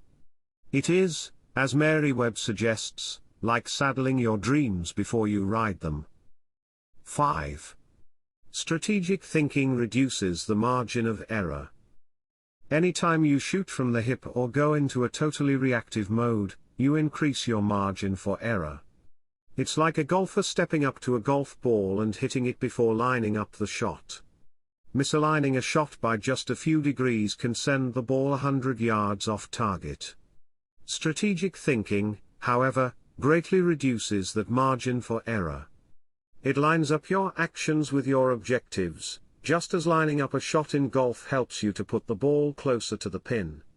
The better aligned you are with your target, the better the odds that you will be going in the right direction. 6. Strategic thinking gives you influence with others. One executive confided in another, "Our company has a short-range plan, and a long-range plan. Our short-range plan is to stay afloat long enough to make it to our long-range plan." That's hardly a strategy, yet that's the position where some business leaders put themselves. There's more than one problem with neglecting strategic thinking in that way. Not only does it fail to build the business, but it also loses the respect of everyone involved with the business. The one with the plan is the one with the power. It doesn't matter in what kind of activity you're involved. Employees want to follow the business leader with a good business plan. Volunteers want to join the pastor with a good ministry plan. Children want to be with the adult who has the well-thought-out vacation plan. If you practice strategic thinking, others will listen to you and they will want to follow you. If you possess a position of leadership in an organization, strategic thinking is essential. How to release the power of strategic thinking. To become a better strategic thinker able to formulate and implement plans that will achieve the desired objective, take the following guidelines to heart. 1. Break down the issue. The first step in strategic thinking is to break down an issue into smaller, more manageable parts so that you can focus on them more effectively. How you do it is not as important as just doing it. You might break an issue down by function. That's what automotive innovator Henry Ford did when he created the assembly line, and that's why he said, "Nothing is particularly hard if you divide it into small jobs." How you break down an issue is up to you, whether it's by function, timetable, responsibility, purpose, or some other method. The point is that you need to break it down. Only one person in a million can juggle the whole thing in his head and think strategically to create solid, viable plans. 2. Ask why before how. When most people begin using strategic thinking to solve a problem or plan a way to meet an objective, they often make the mistake of jumping the gun and trying immediately to figure out how to accomplish it. Instead of asking how, they should first ask why. If you jump right into problem-solving mode, how are you going to know all the issues? Eugene G. Grace says, thousands of engineers can design bridges, calculate strains and stresses, and draw up specifications for machines, but the great engineer is the man who can tell whether the bridge or the machine should be built at all, where it should be built, and when. Asking why helps you to think about all the reasons for decisions. It helps you to open your mind to possibilities and opportunities. The size of an opportunity often determines the level of resources and effort that you must invest. Big opportunities allow for big decisions. If you jump to how too quickly, you might miss that. 3. Identify the real issues and objectives. William Feather, author of The Business of Life, said, before it can be solved, a problem must be clearly defined. Too many people rush to solutions, and as a result they end up solving the wrong problem. To avoid that, ask probing questions to expose the real issues. Challenge all of your assumptions. Collect information even after you think you've identified the issue. You may still have to act with incomplete data, but you don't want to jump to a conclusion before you gather enough information to begin identifying the real issue. Begin by asking, what else could be the real issue? You should also remove any personal agenda. More than almost anything else, that can cloud your judgment. Discovering your real situation and objectives is a major part of the battle. Once the real issues are identified, the solutions are often simple. 4. Review your resources. I already mentioned how important it is to be aware of your resources, but it bears repeating. A strategy that doesn't take into account resources is doomed to failure. Take an inventory. How much time do you have? How much money? What kinds of materials, supplies, or inventory do you have? What are your other assets? What liabilities or obligations will come into play? Which people on the team can make an impact? You know your own organization and profession. Figure out what resources you have at your disposal. 5. Develop your plan. How you approach the planning process depends greatly on your profession and the size of the challenge that you're planning to tackle, so it's difficult to recommend many specifics. However, no matter how you go about planning, take this advice: start with the obvious. When you tackle an issue or plan that way, it brings unity and consensus to the team, because everyone sees those things. Obvious elements build mental momentum and initiate creativity and intensity. The best way to create a road to the complex is to build on the fundamentals. 6. Put the right people in the right place. It's critical that you include your team as part of your strategic thinking. Before you can implement your plan, you must make sure that you have the right people in place. Even the best strategic thinking won't help if you don't take into account the people part of the equation. Look at what happens if you miscalculate. Wrong person, problems instead of potential. Wrong place, frustration instead of fulfillment. Wrong plan, grief instead of growth. Everything comes together, however, when you put together all three elements: the right person, the right place, and the right plan. 7. Keep repeating the process. My friend Olin Hendricks remarked, strategic thinking is like showering, you have to keep doing it. If you expect to solve any major problem once, you're in for disappointment. Little things can be won easily through systems and personal discipline. But major issues need major strategic thinking time. What Thane Yost said is really true: the will to win is worthless if you do not have the will to prepare.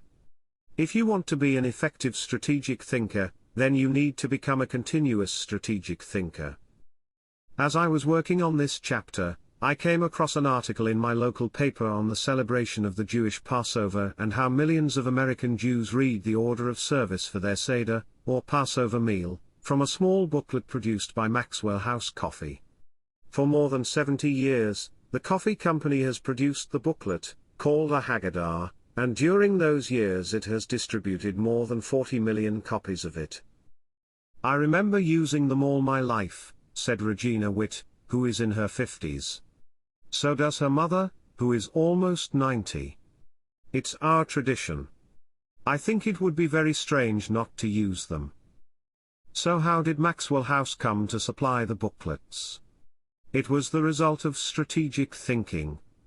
80 years ago, marketing man Joseph Jacobs advised that the company could sell coffee during Passover if the product was certified kosher by a rabbi.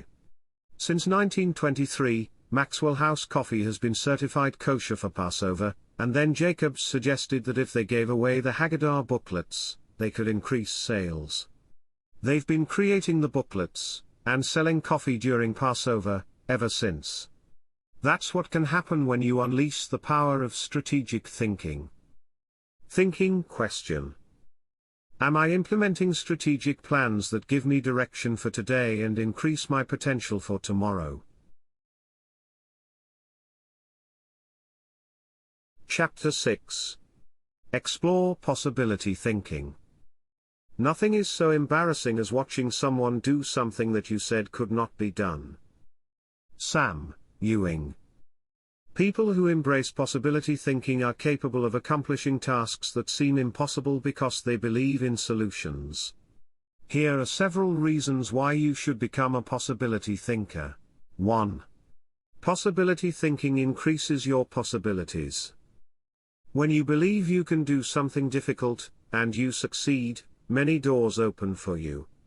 When George Lucas succeeded in making Star Wars, despite those who said the special effects he wanted hadn't ever been done and couldn't be done, many other possibilities opened up to him. Industrial Light and Magic, ILM, the company he created to produce those impossible special effects, became a source of revenue to help underwrite his other projects. He was able to produce merchandising tie-ins to his movies, thus bringing in another revenue stream to fund his movie making. But his confidence in doing the difficult has also made a huge impact on other movie makers, and a whole new generation of moviegoers. Popular culture writer Chris Salovitz asserts, at first directly through his own work and then via the unparalleled influence of ILM, George Lucas has dictated for 2 decades the essential broad notion of what is cinema. If you open yourself up to possibility thinking, you open yourself up to many other possibilities. 2. Possibility thinking draws opportunities and people to you. The case of George Lucas helps you to see how being a possibility thinker can create new opportunities and attract people. People who think big attract big people to them. If you want to achieve big things, you need to become a possibility thinker. 3. Possibility thinking increases others' possibilities. Big thinkers who make things happen also create possibilities for others. That happens, in part, because it's contagious. You can't help but become more confident and think bigger when you're around possibility thinkers. 4. Possibility thinking allows you to dream big dreams. No matter what your profession, possibility thinking can help you to broaden your horizons and dream bigger dreams. Professor David J. Schwartz believes, big thinkers are specialists in creating positive forward-looking, optimistic pictures in their own minds and in the minds of others. If you embrace possibility thinking, your dreams will go from molehill to mountain size, and because you believe in possibilities, you put yourself in position to achieve them. 5. Possibility thinking makes it possible to rise above average. During the 1970s, when oil prices went through the roof, automobile makers were ordered to make their cars more fuel efficient. One manufacturer asked a group of senior engineers to drastically reduce the weight of cars they were designing. They worked on the problem and searched for solutions, but they finally concluded that making lighter cars couldn't be done, would be too expensive, and would present too many safety concerns. They couldn't get out of the rut of their average thinking. What was the automaker's solution? They gave the problem to a group of less experienced engineers. The new group found ways to reduce the weight of the company's automobiles by hundreds of pounds. Because they thought that solving the problem was possible, it was. Every time you remove the label of impossible from a task, you raise your potential from average to off the charts. 6. Possibility thinking gives you energy. A direct correlation exists between possibility thinking and the level of a person's energy. Who gets energized by the prospect of losing? If you know something can't succeed, how much time and energy are you willing to give it? Nobody goes looking for a lost cause. You invest yourself in what you believe can succeed. When you embrace possibility thinking, you believe in what you're doing, and that gives you energy. 7. Possibility thinking keeps you from giving up. Above all, possibility thinkers believe they can succeed. Dennis Waitley, author of The Psychology of Winning, says, "The winners in life think constantly in terms of I can, I will and I am." Losers, on the other hand, concentrate their waking thoughts on what they should have done, or what they don't do. If you believe you can't do something, then it doesn't matter how hard you try, because you've already lost. If you believe you can do something, you have already won much of the battle. One of the people who showed himself to be a great possibility thinker in 2001, was New York Mayor Rudy Giuliani. In the hours following the World Trade Center tragedy, Giuliani not only led the city through the chaos of the disaster, but he instilled confidence in everyone he touched. Afterward, he gave some insight and perspective on his experience. "I was so proud of the people I saw on the street. No chaos, but they were frightened and confused, and it seemed to me that they needed to hear from my heart where I thought we were going. I was trying to think, where can I go for some comparison to this, some lessons about how to handle it. So I started thinking about Churchill, started thinking that we're going to have to rebuild the spirit of the city, and what better example than Churchill and the people of London during the Blitz in 1940, who had to keep up their spirit during this sustained bombing. It was a comforting thought." 16 hours after the planes struck the buildings in New York City, when Giuliani finally returned at 2:30 a.m. to his apartment for a rest, instead of sleeping, he read the World War II chapters of Churchill, a biography by Roy Jenkins.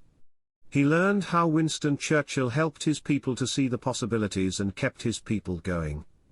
Inspired, Giuliani did the same for his own people 6 decades later. How to feel the energy of possibility thinking. If you are a naturally positive person who already embraces possibility thinking, then you're already tracking with me. However, some people, rather than being optimistic, are naturally negative or cynical. They believe that possibility thinkers are naive or foolish. If your thinking runs toward pessimism, let me ask you a question: how many highly successful people do you know who are continually negative? How many impossibility thinkers are you acquainted with who achieve big things? None. People with an "it can't be done" mindset have two choices. They can expect the worst and continually experience it, or they can change their thinking. That's what George Lucas did. Believe it or not, even though he is a possibility thinker, he is not a naturally positive person. He says, "I'm very cynical, and as a result, I think the defense I have against it is to be optimistic." In other words, he chooses to think positively. He sums it up this way: as corny as it sounds, the power of positive thinking goes a long way. So determination and positive thinking combined with talent, combined with knowing your craft. That may sound like a naive point of view, but at the same time it's worked for me and it's worked for all my friends, so I have come to believe it. If you want possibility thinking to work for you, then begin by following these suggestions. 1. Stop focusing on the impossibilities. The first step in becoming a possibility thinker is to stop yourself from searching for and dwelling on what's wrong with any given situation.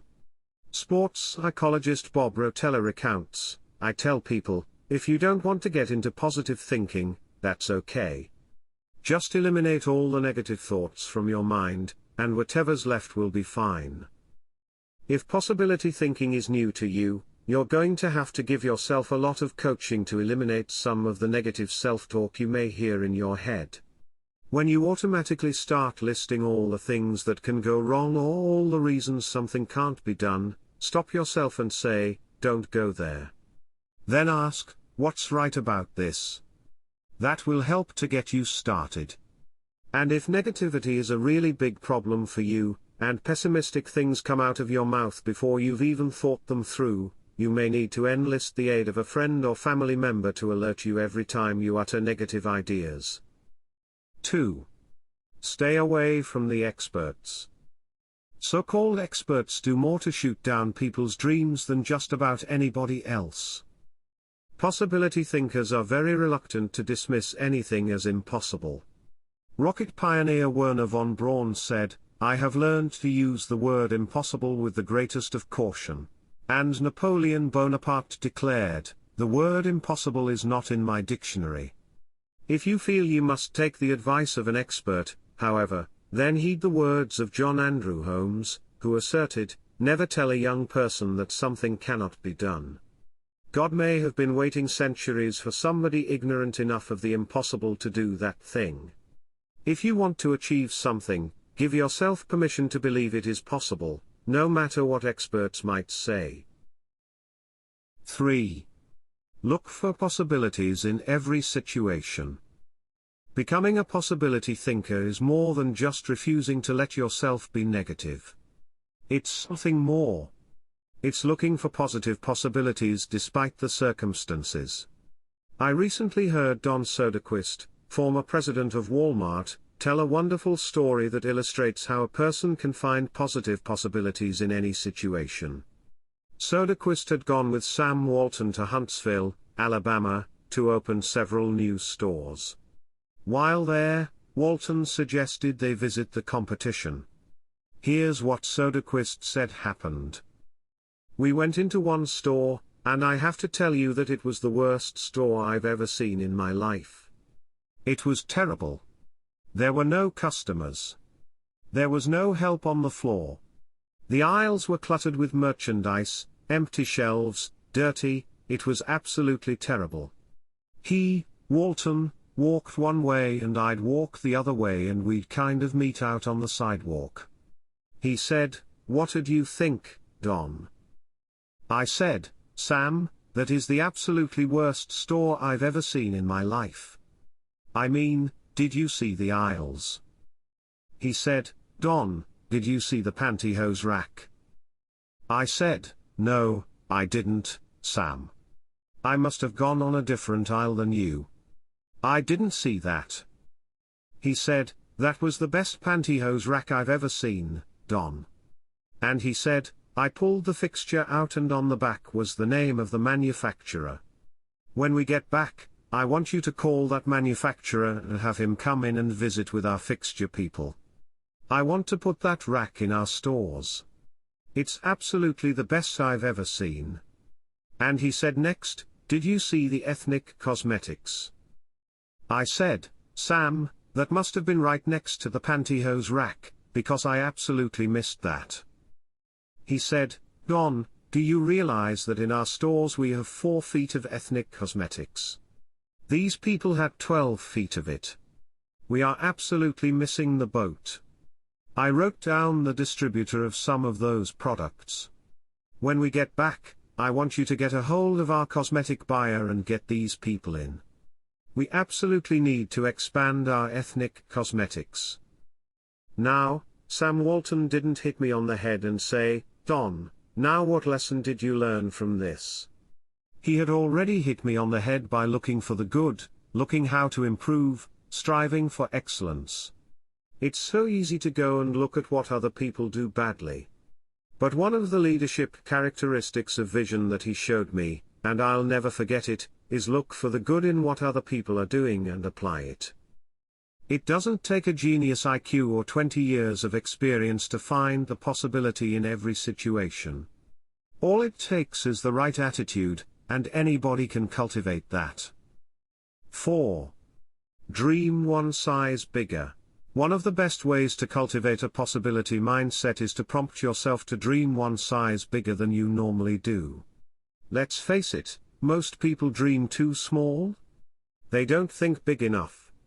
Henry Curtis advises, make your plans as fantastic as you like, because 25 years from now, they will seem mediocre.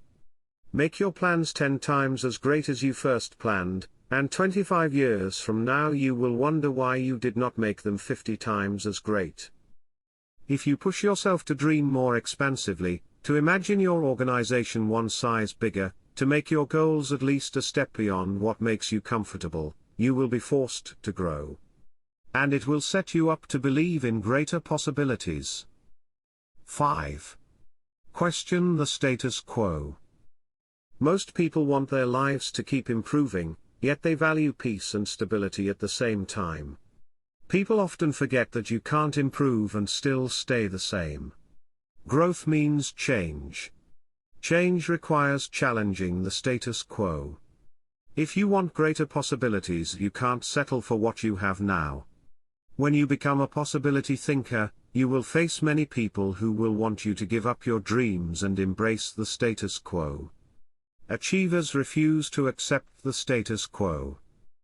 As you begin to explore greater possibilities for yourself, your organization, or your family, and others challenge you for it, take comfort in knowing that right now as you read this, other possibility thinkers across the country and around the world are thinking about curing cancer, developing new energy sources, feeding hungry people, and improving quality of life.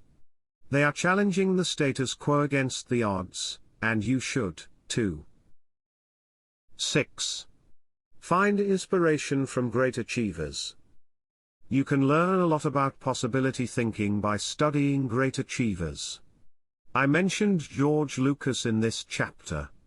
Perhaps he doesn't appeal to you, or you don't like the movie industry. Personally, I'm not a big science fiction fan, but I admire Lucas as a thinker, creative visionary, and business person. Find some achievers you admire and study them. Look for people with the attitude of Robert F. Kennedy, who popularized George Bernard Shaw's stirring statement, "Some men see things as they are and say, why? I dream of things that never were and say, why not?" I know possibility thinking isn't in style with many people. So call it what you like: the will to succeed, belief in yourself, confidence in your ability, faith. It's really true, people who believe they can't, don't. But if you believe you can, you can. That's the power of possibility thinking. Thinking question. Am I unleashing the enthusiasm of possibility thinking to find solutions for even seemingly impossible situations?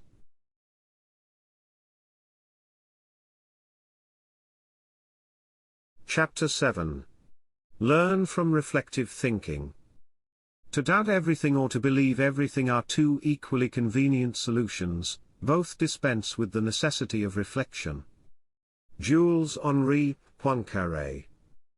The pace of our society does not encourage reflective thinking. Most people would rather act than think. Now, don't get me wrong. I'm a person of action. I have very high energy and I like to see things accomplished. But I'm also a reflective thinker. Reflective thinking is like the crock pot of the mind. It encourages your thoughts to simmer until they're done.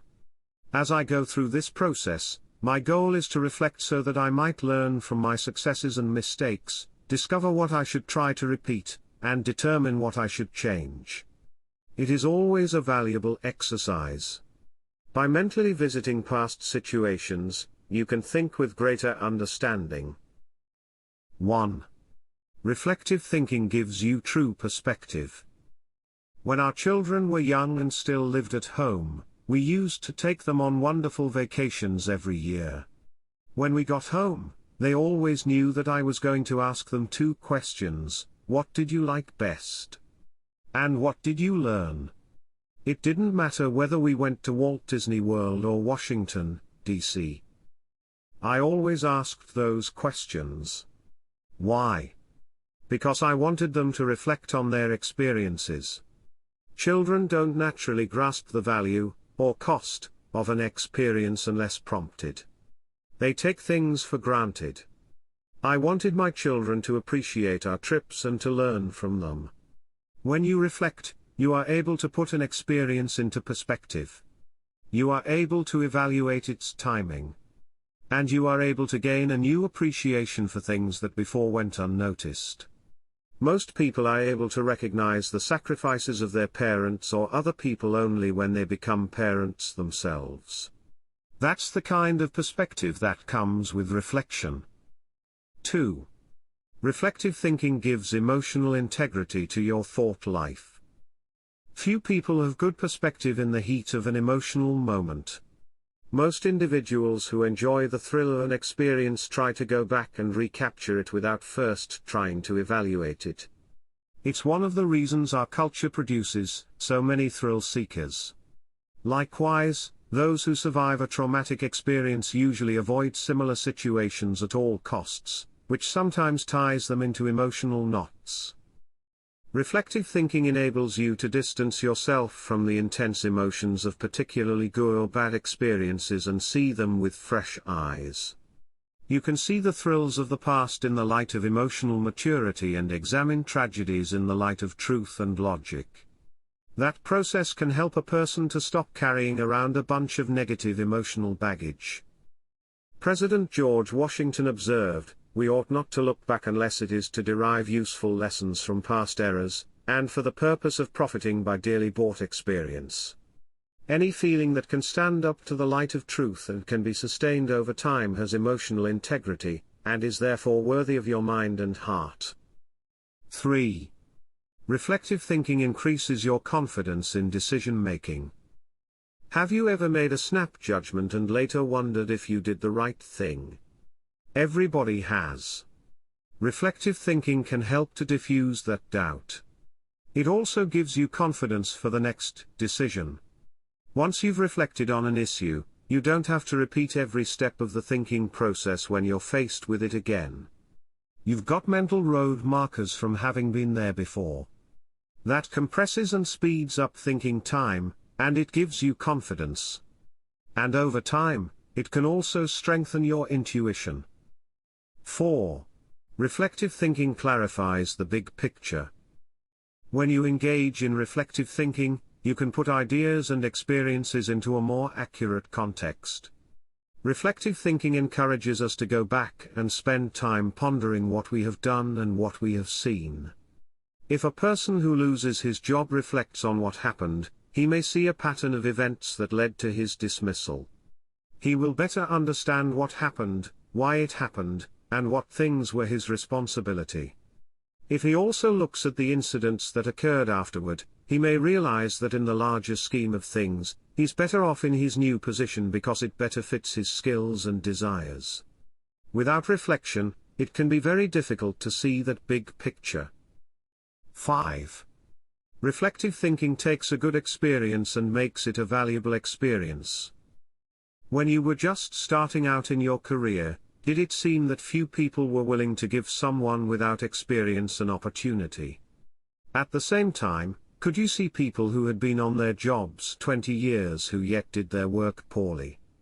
If so, that probably frustrated you. Playwright William Shakespeare wrote, "Experience is a jewel, and it had need be so, for it is often purchased at an infinite rate." Yet, experience alone does not add value to a life. It's not necessarily experience that is valuable, it's the insight people gain because of their experience.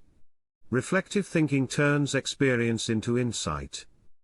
Mark Twain said, "We should be careful to get out of an experience all the wisdom that is in it, not like the cat that sits down on a hot stove lid. She will never sit down on a hot stove lid again, and that is well, but also she will never sit down on a cold one anymore." An experience becomes valuable when it informs or equips us to meet new experiences. Reflective thinking helps to do that. How to embrace the lessons of reflective thinking. If you are like most people in our culture today, you probably do very little reflective thinking. If that's the case, it may be holding you back more than you think. Take to heart the following suggestions to increase your ability to think reflectively. 1. Set aside time for reflection. Greek philosopher Socrates observed, "The unexamined life is not worth living." For most people, however, reflection and self-examination doesn't come naturally. It can be a fairly uncomfortable activity for a variety of reasons. They have a hard time staying focused, they find the process dull, or they don't like spending a lot of time thinking about emotionally difficult issues. But if you don't carve out the time for it, you are unlikely to do any reflective thinking. 2. Remove yourself from distractions. As much as any other kind of thinking, reflection requires solitude. Distraction and reflection simply don't mix. It's not the kind of thing you can do well near a television, in a cubicle, while the phone is ringing, or with children in the same room. One of the reasons I've been able to accomplish much and keep growing personally, is that I've not only set aside time to reflect, but I've separated myself from distractions for short blocks of time, 30 minutes in the spa, an hour outside on a rock in my backyard, or a few hours in a comfortable chair in my office. The place doesn't matter, as long as you remove yourself from distractions and interruptions. 3.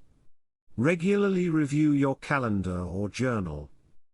Most people use their calendar as a planning tool, which it is.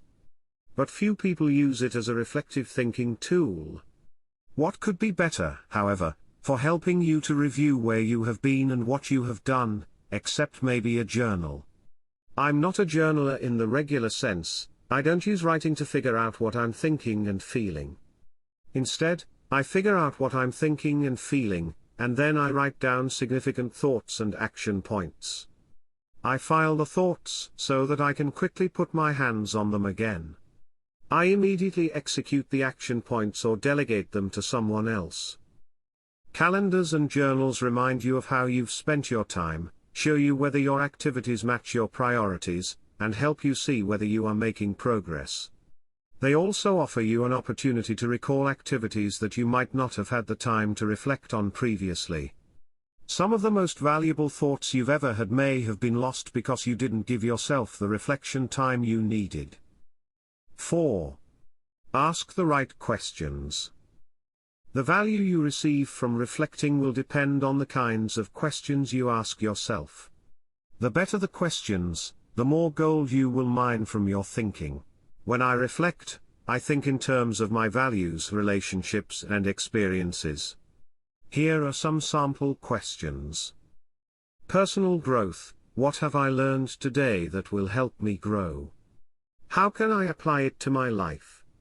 When should I apply it? Adding value: to whom did I add value today? How do I know I added value to that person? Can I follow up and compound the positive benefit he or she received? Leadership: did I lead by example today? Did I lift my people and organization to a higher level? What did I do and how did I do it?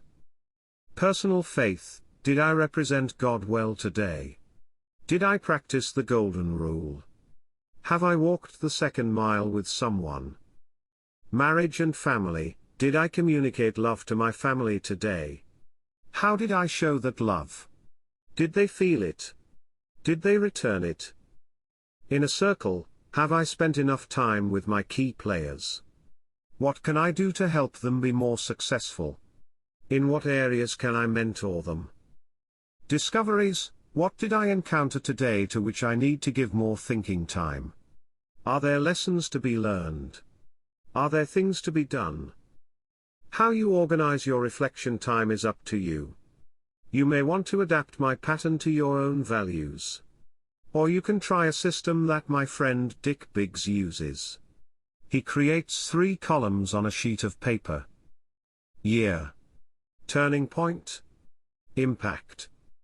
This system is good for reflecting on the bigger picture. Dick used it to see patterns in his life, such as when he moved to Atlanta and was encouraged by a new teacher to write.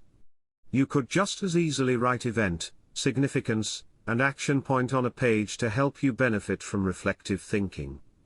The main thing is to create questions that work for you, and write down any significant thoughts that come to you during the reflection time. 5. Cement your learning through action.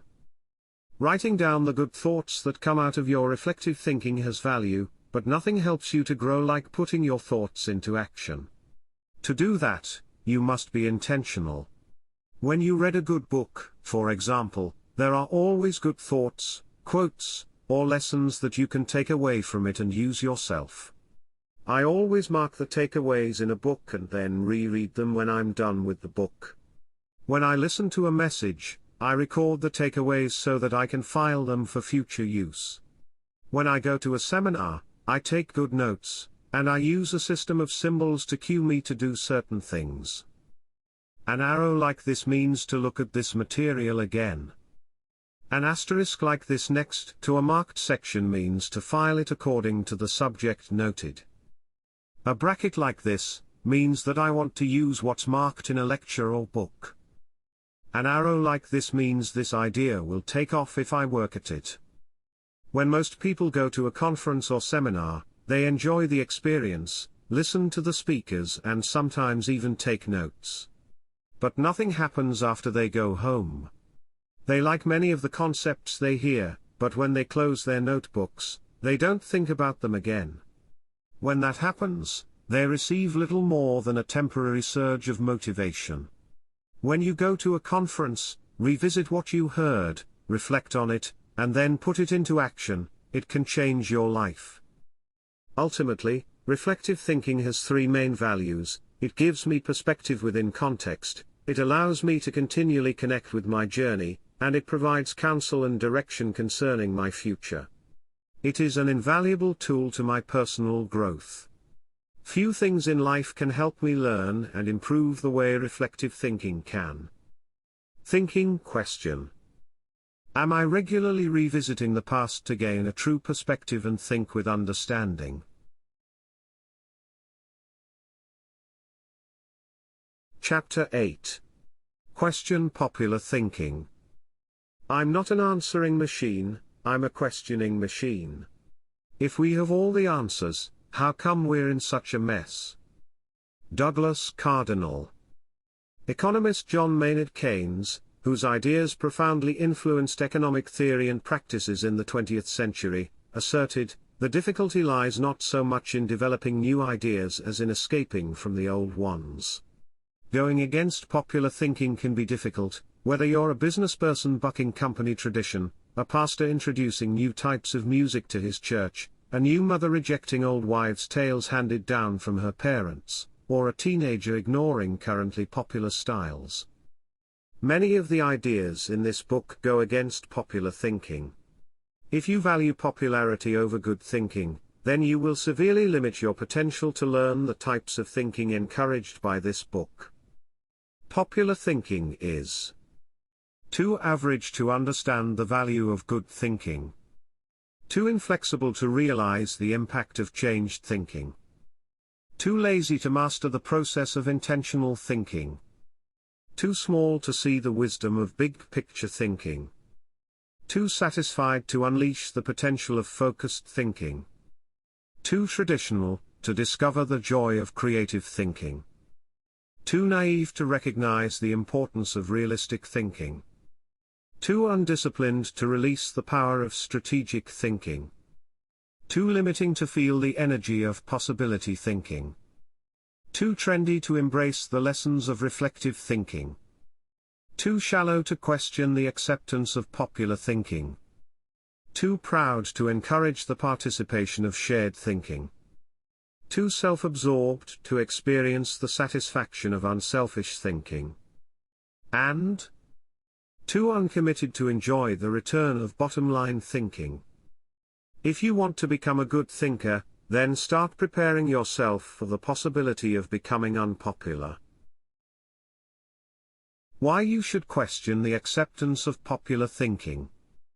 I've given you some broad reasons for questioning the acceptance of popular thinking. Now allow me to be more specific. 1. Popular thinking sometimes means not thinking.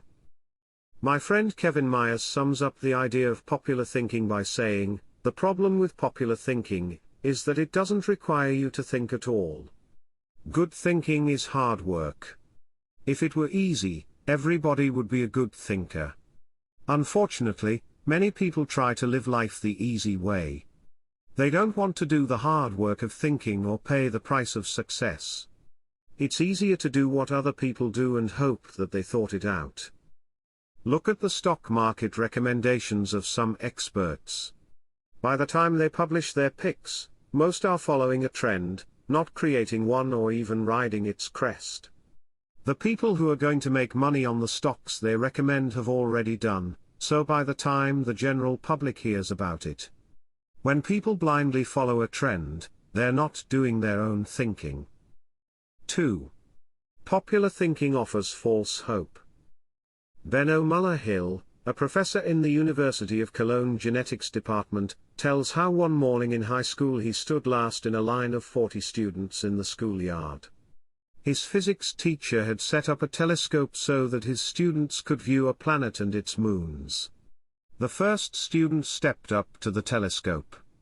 He looked through it, but when the teacher asked if he could see anything, the boy said no, his nearsightedness hampered his view. The teacher showed him how to adjust the focus, and the boy finally said he could see the planet and moons. One by one, the students stepped up to the telescope and saw what they were supposed to see. Finally, the second-to-last student looked into the telescope, and announced that he could not see anything. "You idiot," shouted the teacher, "you have to adjust the lenses." The student tried, but he finally said, "I still can't see anything. It is all black." The teacher, disgusted, looked through the telescope himself, and then looked up with a strange expression. The lens cap still covered the telescope. None of the students had been able to see anything. Many people look for safety and security in popular thinking. They figure that if a lot of people are doing something, then it must be right. It must be a good idea.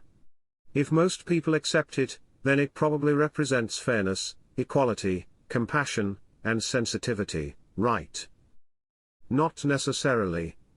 Popular thinking said the Earth was the center of the universe, yet Copernicus studied the stars and planets, and proved mathematically that the Earth and the other planets in our solar system revolved around the Sun. Popular thinking said surgery didn't require clean instruments, yet Joseph Lister studied the high death rates in hospitals and introduced antiseptic practices that immediately saved lives.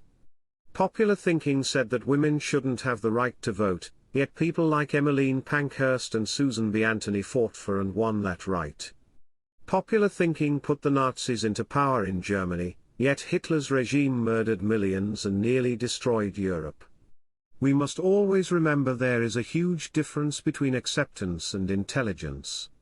People may say that there's safety in numbers, but that's not always true. Sometimes it's painfully obvious that popular thinking isn't good and right. Other times it's less evident. For example, consider the staggering number of people in the United States who have run up large amounts of debt on their credit cards. Anyone who is financially astute will tell you that's a bad idea. Yet millions follow right along with the popular thinking of buy now, pay later. And so they pay, and pay, and pay. Many promises of popular thinking ring hollow. Don't let them fool you. 3. Popular thinking is slow to embrace change. Popular thinking loves the status quo. It puts its confidence in the idea of the moment, and holds on to it with all its might. As a result, it resists change and dampens innovation. Donald M. Nelson, former president of the Society of Independent Motion Picture Producers, criticized popular thinking when he asserted, "We must discard the idea that past routine, past ways of doing things, are probably the best ways. On the contrary, we must assume that there is probably a better way to do almost everything. We must stop assuming that a thing which has never been done before probably cannot be done at all." 4. Popular thinking brings only average results. The bottom line. Popular thinking brings mediocre results. Here is popular thinking in a nutshell. Popular equals normal equals average. It's the least of the best and the best of the least. We limit our success when we adopt popular thinking. It represents putting in the least energy to just get by. You must reject common thinking if you want to accomplish uncommon results. How to question the acceptance of popular thinking. Popular thinking has often proved to be wrong and limiting. Questioning it isn't necessarily hard, once you cultivate the habit of doing so. The difficulty is in getting started.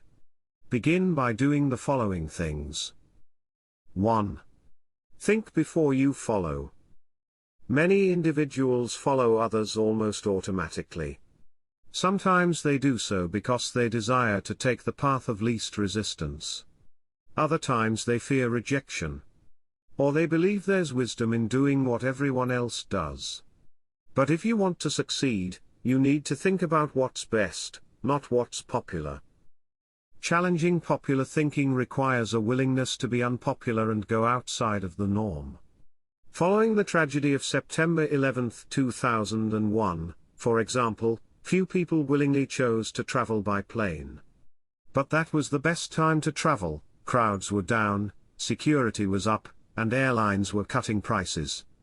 About a month after the tragedy, my wife, Margaret, and I heard that Broadway shows had lots of seats and many New York hotel rooms remained empty. Popular thinking said, "Stay away from New York." We used that as an opportunity.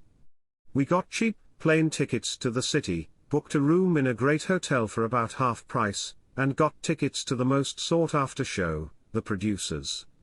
As we took our seats in the theater, we sat next to a woman beside herself with excitement. "I can't believe I'm finally here," she said to us. "I've waited so long. This is the best show on Broadway, and the hardest to get tickets to." Then she turned to look me in the eye and said, "I've had my tickets for a year and a half, waiting to see this show. How long ago did you get yours?" "You won't like my answer," I replied. "Oh, come on," she said. "How long?" "I got mine 5 days ago," I answered.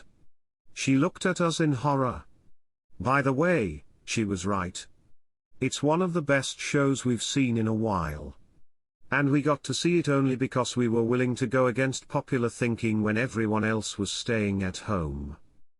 As you begin to think against the grain of popular thinking, remind yourself that unpopular thinking, even when resulting in success, is largely underrated, unrecognized, and misunderstood.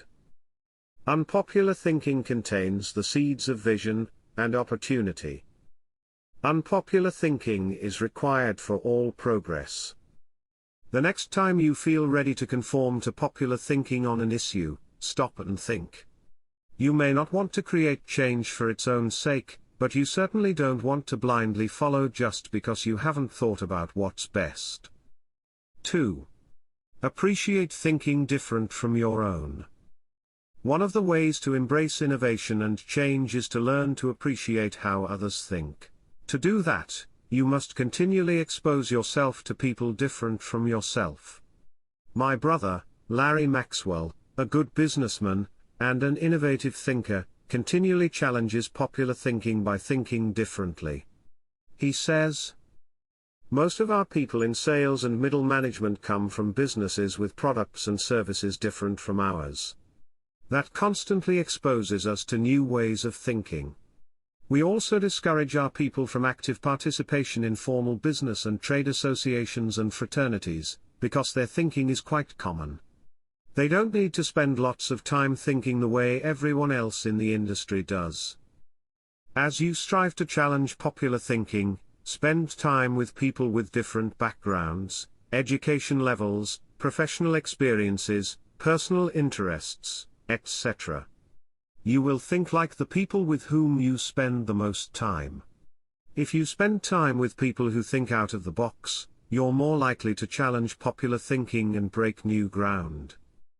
3. Continually question your own thinking. Let's face it, any time we find a way of thinking that works, one of our greatest temptations is to go back to it repeatedly, even if it no longer works well. The greatest enemy to tomorrow's success is sometimes today's success. My friend Andy Stanley recently taught a leadership lesson at Enjoy's Catalyst conference called Challenging the Process. He described how progress must be preceded by change, and he pointed out many of the dynamics involved in questioning popular thinking. In an organization, he said, we should remember that every tradition was originally a good idea, and perhaps even revolutionary. But every tradition may not be a good idea for the future. In your organization, if you were involved in putting into place what currently exists, then it's likely that you will resist change, even change for the better. That's why it's important to challenge your own thinking. If you're too attached to your own thinking and how everything is done now, then nothing will change for the better. 4. Try new things in new ways. When was the last time you did something for the first time? Do you avoid taking risks or trying new things? One of the best ways to get out of the rut of your own thinking is to innovate. You can do that in little, everyday ways. Drive to work a different way from normal. Order an unfamiliar dish at your favorite restaurant. Ask a different colleague to help you with a familiar project. Take yourself off of autopilot. Unpopular thinking asks questions and seeks options. In 1997, my 3 companies moved to Atlanta, Georgia. It's a great city, but traffic at peak times can get crazy.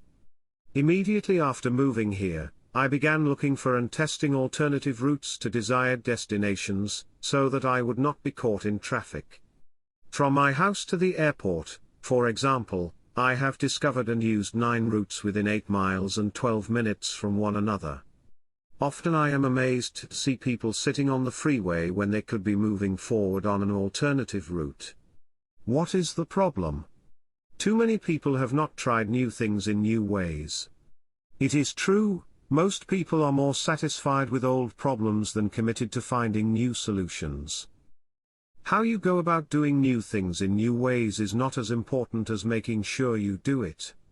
Besides, if you try to do new things in the same way that everyone else does, are you really going against popular thinking? Get out there and do something different today. 5. Get used to being uncomfortable. When it comes right down to it, popular thinking is comfortable. It's like an old recliner adjusted to all the owner's idiosyncrasies. The problem with most old recliners is that no one has looked at them lately. If so, they'd agree that it's time to get a new one. If you want to reject popular thinking in order to embrace achievement, you'll have to get used to being uncomfortable.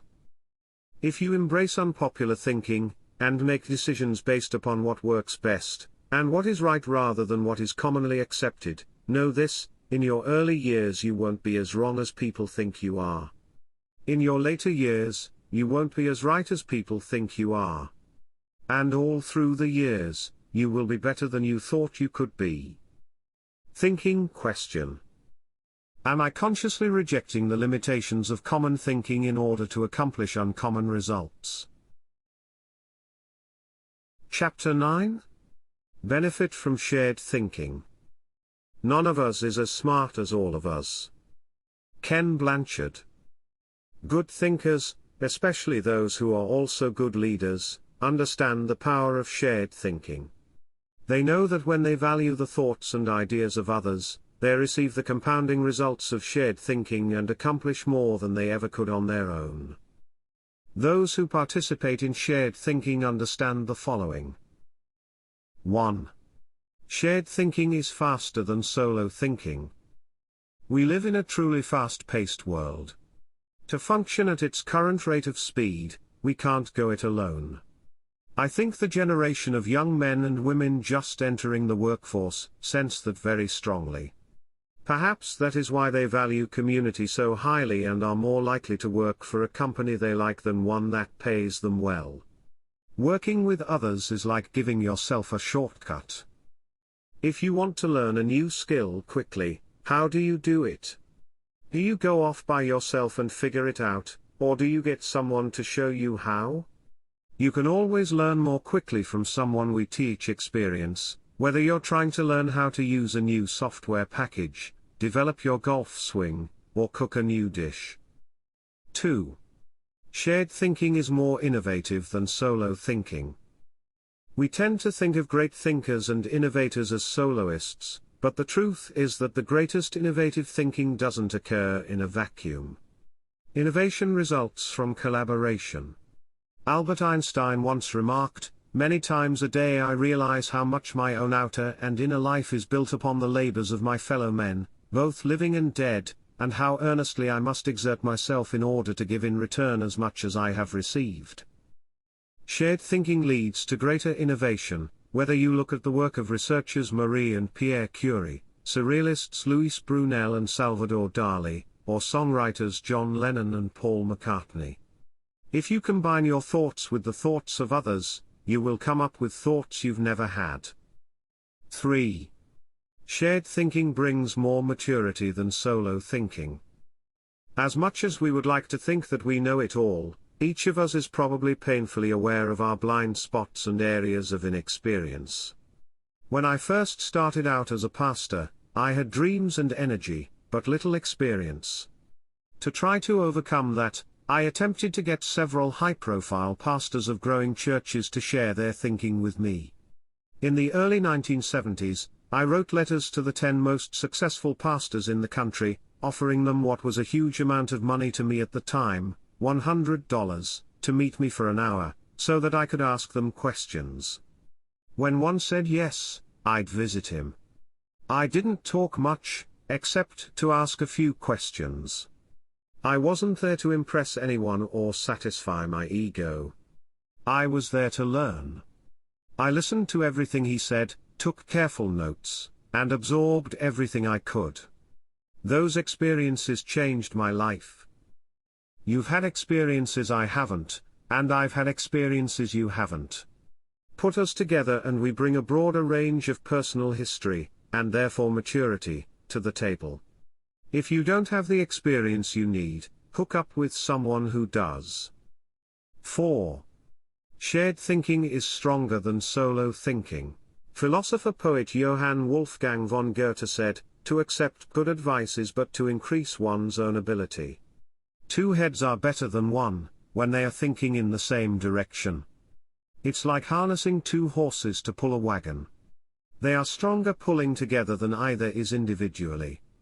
But did you know that when they pull together, they can move more weight than the sum of what they can move individually?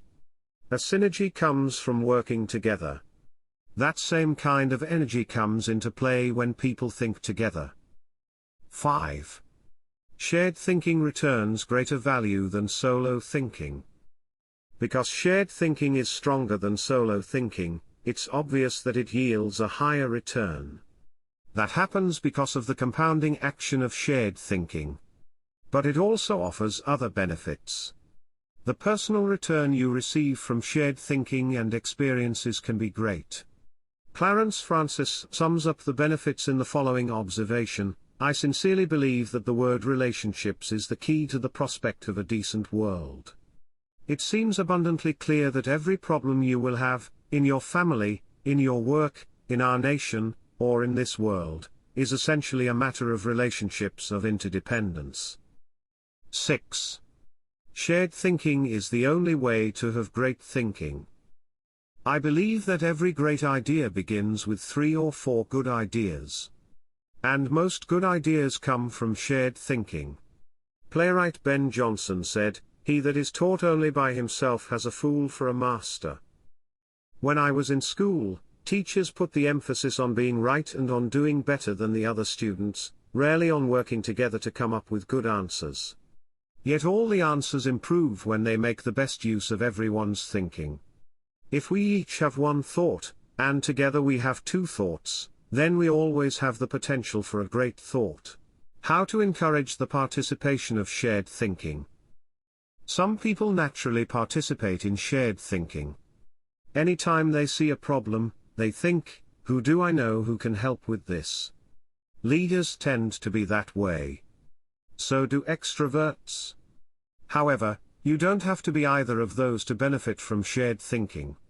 Use the following steps to help you improve your ability to harness shared thinking. 1. Value the ideas of others. First, believe that the ideas of other people have value. If you don't, your hands will be tied. How do you know if you truly want input from others? Ask yourself these questions. Am I emotionally secure? People who lack confidence and worry about their status, position, or power tend to reject the ideas of others, protect their turf, and keep people at bay. It takes a secure person to consider others' ideas. Years ago, an emotionally insecure person took a key position on my board of directors.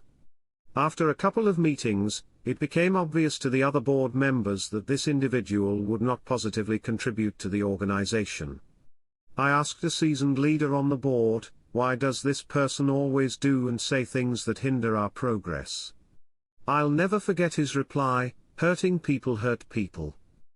Do I place value on people? You won't value the ideas of a person if you don't value and respect the person himself or herself. Have you ever considered your conduct around people you value, versus those you don't? Look at the differences. If I value people, I want to spend time with them. I listen to them. I want to help them. I am influenced by them. I respect them.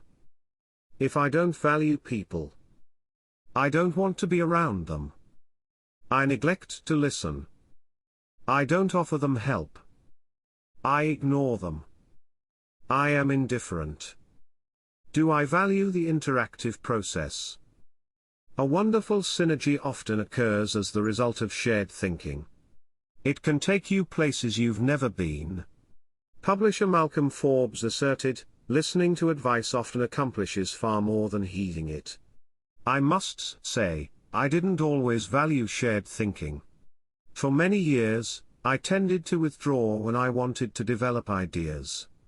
Only reluctantly did I work on ideas with others. When a colleague challenged me on this, I started to analyze my hesitancy. I realized that it went back to my college experience. Some days in the classroom I could tell that a teacher was unprepared to lecture and instead spent the class time asking us to give our uninformed opinions on a subject. Most of the time, the opinions seemed no better than mine. I had come to class so that the professor could teach me. I realized that the process of sharing ideas wasn't the problem, it was who was doing the talking. Shared thinking is only as good as the people doing the sharing. Since learning that lesson, I have embraced the interactive process, and now I believe it is one of my strengths. Still, I always think about whom I bring around the table for a shared thinking session. I'll tell you my guidelines for whom I invite later in this chapter. You must open yourself up to the idea of sharing ideas before you will engage in the process of shared thinking. 2. Move from competition to cooperation. Jeffrey J. Fox, author of How to Become CEO, says, always be on the lookout for ideas. Be completely indiscriminate as to the source. Get ideas from customers, children, competitors, other industries, or cab drivers. It doesn't matter who thought of an idea. A person who values cooperation desires to complete the ideas of others, not compete with them. If someone asks you to share ideas, focus on helping the team, not getting ahead personally. And if you are the one who brings people together to share their thoughts, praise the idea more than the source of the idea.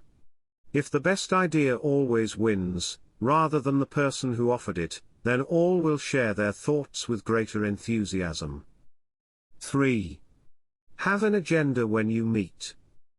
I enjoy spending time with certain people, whether we discuss ideas or not: my wife, Margaret, my children, my grandchildren, my parents. Though we often do discuss ideas, it doesn't bother me if we don't. We are family. When I spend time with nearly anyone else in my life, however, I have an agenda. I know what I want to accomplish. The more I respect the wisdom of the person, the more I listen. For example, when I meet with someone I'm mentoring, I let the person ask the questions, but I expect to do most of the talking. When I meet with someone who mentors me, I mostly keep my mouth shut. In other relationships, the give and take is more even. But no matter with whom I meet, I have a reason for getting together and I have an expectation for what I'll give to it and get from it. That's true whether it's for business or pleasure. 4. Get the right people around the table. To get anything of value out of shared thinking, you need to have people around who bring something to the table.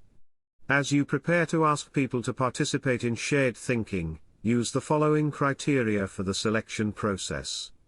Choose people whose greatest desire is the success of the ideas. People who can add value to another's thoughts. People who can emotionally handle quick changes in the conversation. People who appreciate the strengths of others in areas where they are weak. People who understand their place of value at the table. People who place what is best for the team before themselves. People who can bring out the best thinking in the people around them. People who possess maturity, experience, and success in the issue under discussion. People who will take ownership and responsibility for decisions. People who will leave the table with a we attitude, not a me attitude. Too often we choose our brainstorming partners based on feelings of friendship or circumstances or convenience. But that doesn't help us to discover and create the ideas of the highest order. Who we invite to the table makes all the difference. 5. Compensate good thinkers and collaborators well. Successful organizations practice shared thinking. If you lead an organization, department, or team, then you can't afford to be without people who are good at shared thinking. As you recruit and hire, look for good thinkers who value others, have experience with the collaborative process, and are emotionally secure. Then pay them well and challenge them to use their thinking skills and share their ideas often. Nothing adds value like a lot of good thinkers putting their minds together. No matter what you're trying to accomplish, you can do it better with shared thinking. That is why I spend much of my life teaching leadership. Good leadership helps to put together the right people at the right time for the right purpose so that everybody wins. All it takes is the right people and a willingness to participate in shared thinking. Thinking question. Am I consistently including the heads of others to think over my head and achieve compounding results? Chapter 10. Practice unselfish thinking. We cannot hold a torch to light another's path without brightening our own. Ben Sweetland. So far in this book, we've discussed many kinds of thinking that can help you to achieve more. Each of them has the potential to make you more successful. Now I want to acquaint you with a kind of thinking with the potential to change your life in another way. It might even redefine how you view success. Unselfish thinking can often deliver a return greater than any other kind of thinking. Take a look at some of its benefits. 1. Unselfish thinking brings personal fulfillment. Few things in life bring greater personal rewards than helping others. Charles Burr believed, getters generally don't get happiness, givers get it. Helping people brings great satisfaction. When you spend your day unselfishly serving others, at night you can lay down your head with no regrets and sleep soundly. In bringing out the best in people, Alan Loy McGuinness remarked, "There is no more noble occupation in the world than to assist another human being, to help someone succeed."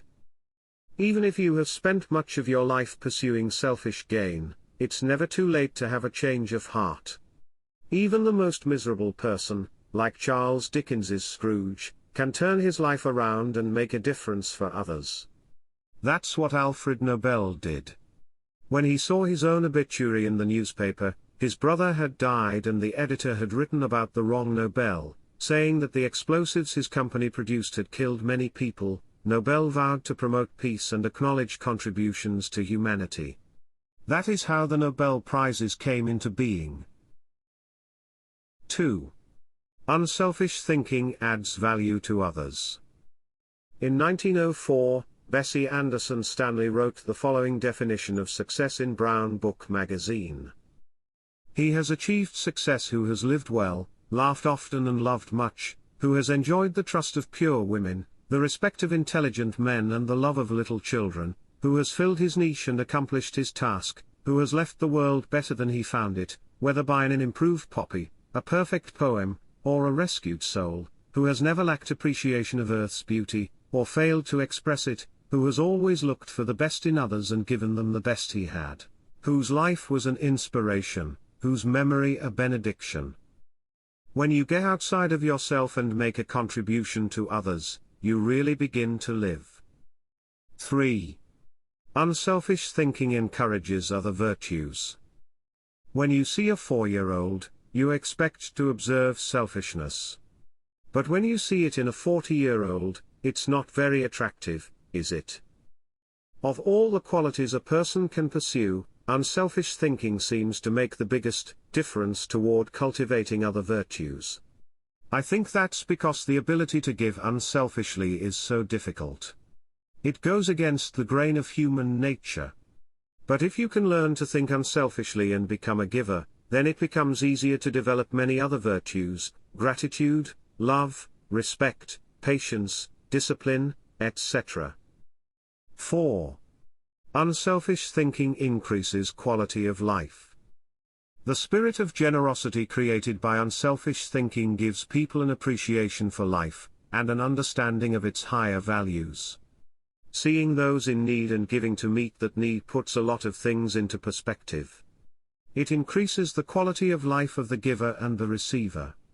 That's why I believe that there is no life as empty as the self-centered life. There is no life as centered as the self-empty life. If you want to improve your world, then focus your attention on helping others.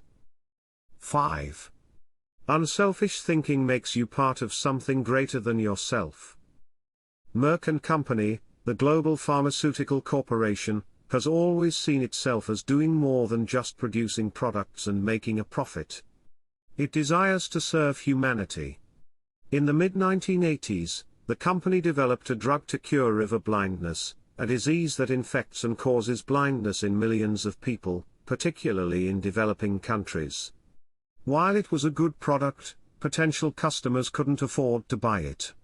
So what did Merck do? It developed the drug anyway, and in 1987 announced that it would give the medicine free to anyone who needed it. As of 1998, the company had given more than 250 million tablets away. George W. Merck says, "We try never to forget that medicine is for the people. It is not for the profits. The profits follow, and if we have remembered that, they have never failed to appear." The lesson to be learned. Simple. Instead of trying to be great, be part of something greater than yourself. 6. Unselfish thinking creates a legacy. Jack Polosik, President and Chief Operating Officer of True North Communications, says, "Learn, earn, return, these are the 3 phases of life. The first third should be devoted to education, the second third to building a career and making a living, and the last third to giving back to others, returning something in gratitude. Each state seems to be a preparation for the next one. If you are successful, it becomes possible for you to leave an inheritance for others. But if you desire to do more, to create a legacy, then you need to leave that in others. When you think unselfishly and invest in others, you gain the opportunity to create a legacy that will outlive you. How to experience the satisfaction of unselfish thinking. I think most people recognize the value of unselfish thinking, and most would even agree that it's an ability they would like to develop. Many people, however, are at a loss concerning how to change their thinking. To begin cultivating the ability to think unselfishly, I recommend that you do the following. 1. Put others first. The process begins with realizing that everything is not about you. That requires humility, and a shift in focus. In The Power of Ethical Management, Ken Blanchard and Norman Vincent Peale wrote, "People with humility don't think less of themselves, they just think of themselves less." If you want to become less selfish in your thinking, then you need to stop thinking about your wants and begin focusing on others' needs. Paul the Apostle exhorted, "Do nothing out of selfish ambition or vain conceit, but in humility consider others better than yourselves." Each of you should look not only to your own interests, but also to the interests of others. Make a mental and emotional commitment to look out for the interests of others. 2. Expose yourself to situations where people have needs. It's one thing to believe you are willing to give unselfishly. It's another to actually do it. To make the transition, you need to put yourself in a position where you can see people's needs and do something about it. The kind of giving you do isn't important at first. You can serve at your church, make donations to a food bank, volunteer professional services, or give to a charitable organization. The point is to learn how to give and to cultivate the habit of thinking like a giver. 3. Give quietly or anonymously. Once you have learned to give of yourself, then the next step is to learn to give when you cannot receive anything in return. It's almost always easier to give when you receive recognition for it than it is when no one is likely to know about it. The people who give in order to receive a lot of fanfare, however, have already received any reward they will get. There are spiritual, mental, and emotional benefits that come only to those who give anonymously. If you've never done it before, try it. 4. Invest in people intentionally. The highest level of unselfish thinking comes when you give of yourself to another person for that person's personal development or well-being. If you're married or a parent, you know this from personal experience. What does your spouse value most highly, money in the bank or your time freely given? What would small children really rather have from you, a toy or your undivided attention? The people who love you would rather have you than what you can give them. If you want to become the kind of person who invests in people, then consider others and their journey so that you can collaborate with them. Each relationship is like a partnership created for mutual benefit. As you go into any relationship, think about how you can invest in the other person so that it becomes a win-win situation. Here is how relationships most often play out. I win, you lose, I win only once. You win, I lose, you win only once. We both win, we win many times. We both lose, goodbye, partnership. The best relationships are win-win. Why don't more people go into relationships with that attitude? I'll tell you why. Most people want to make sure that they win first.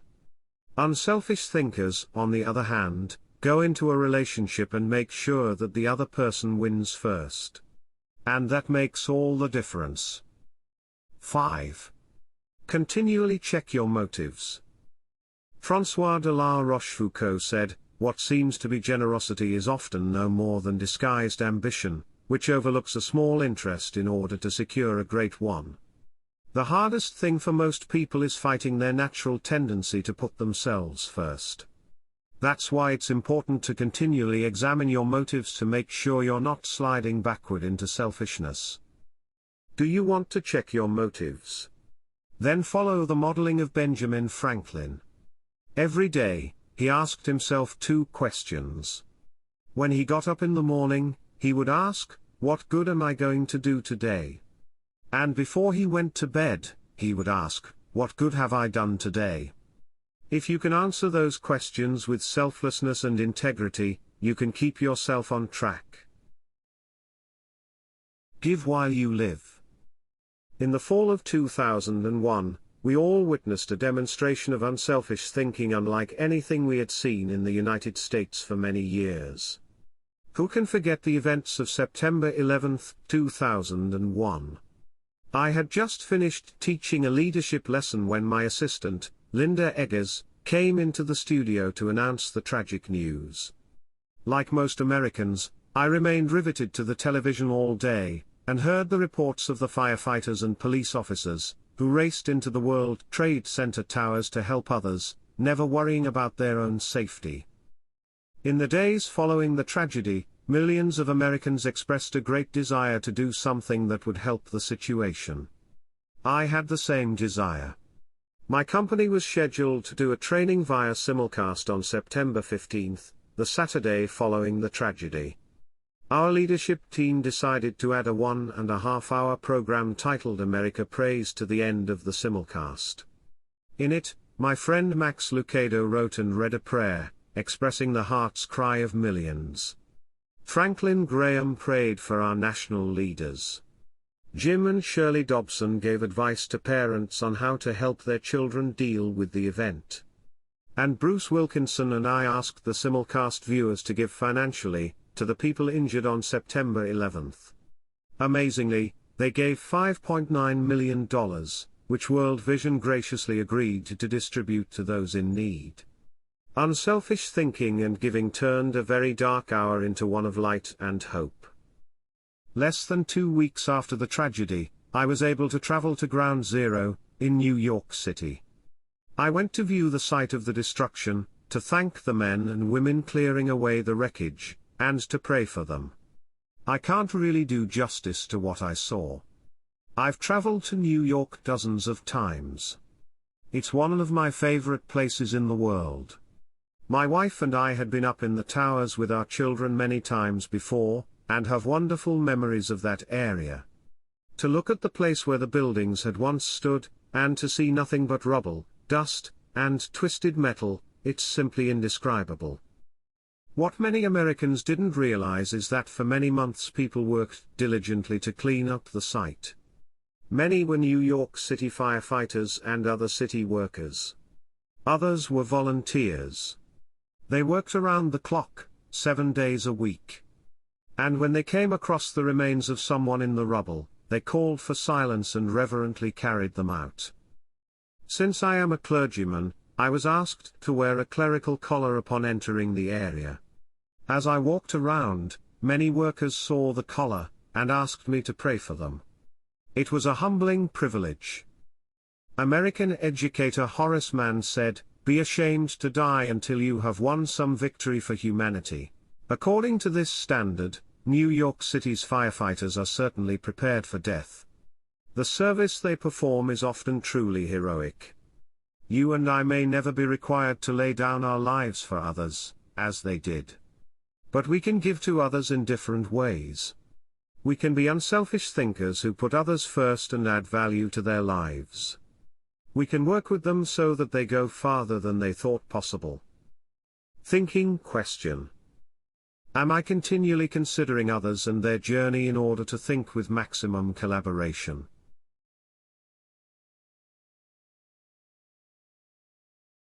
Chapter 11. Rely on bottom-line thinking. There ain't no rules around here. We're trying to accomplish something.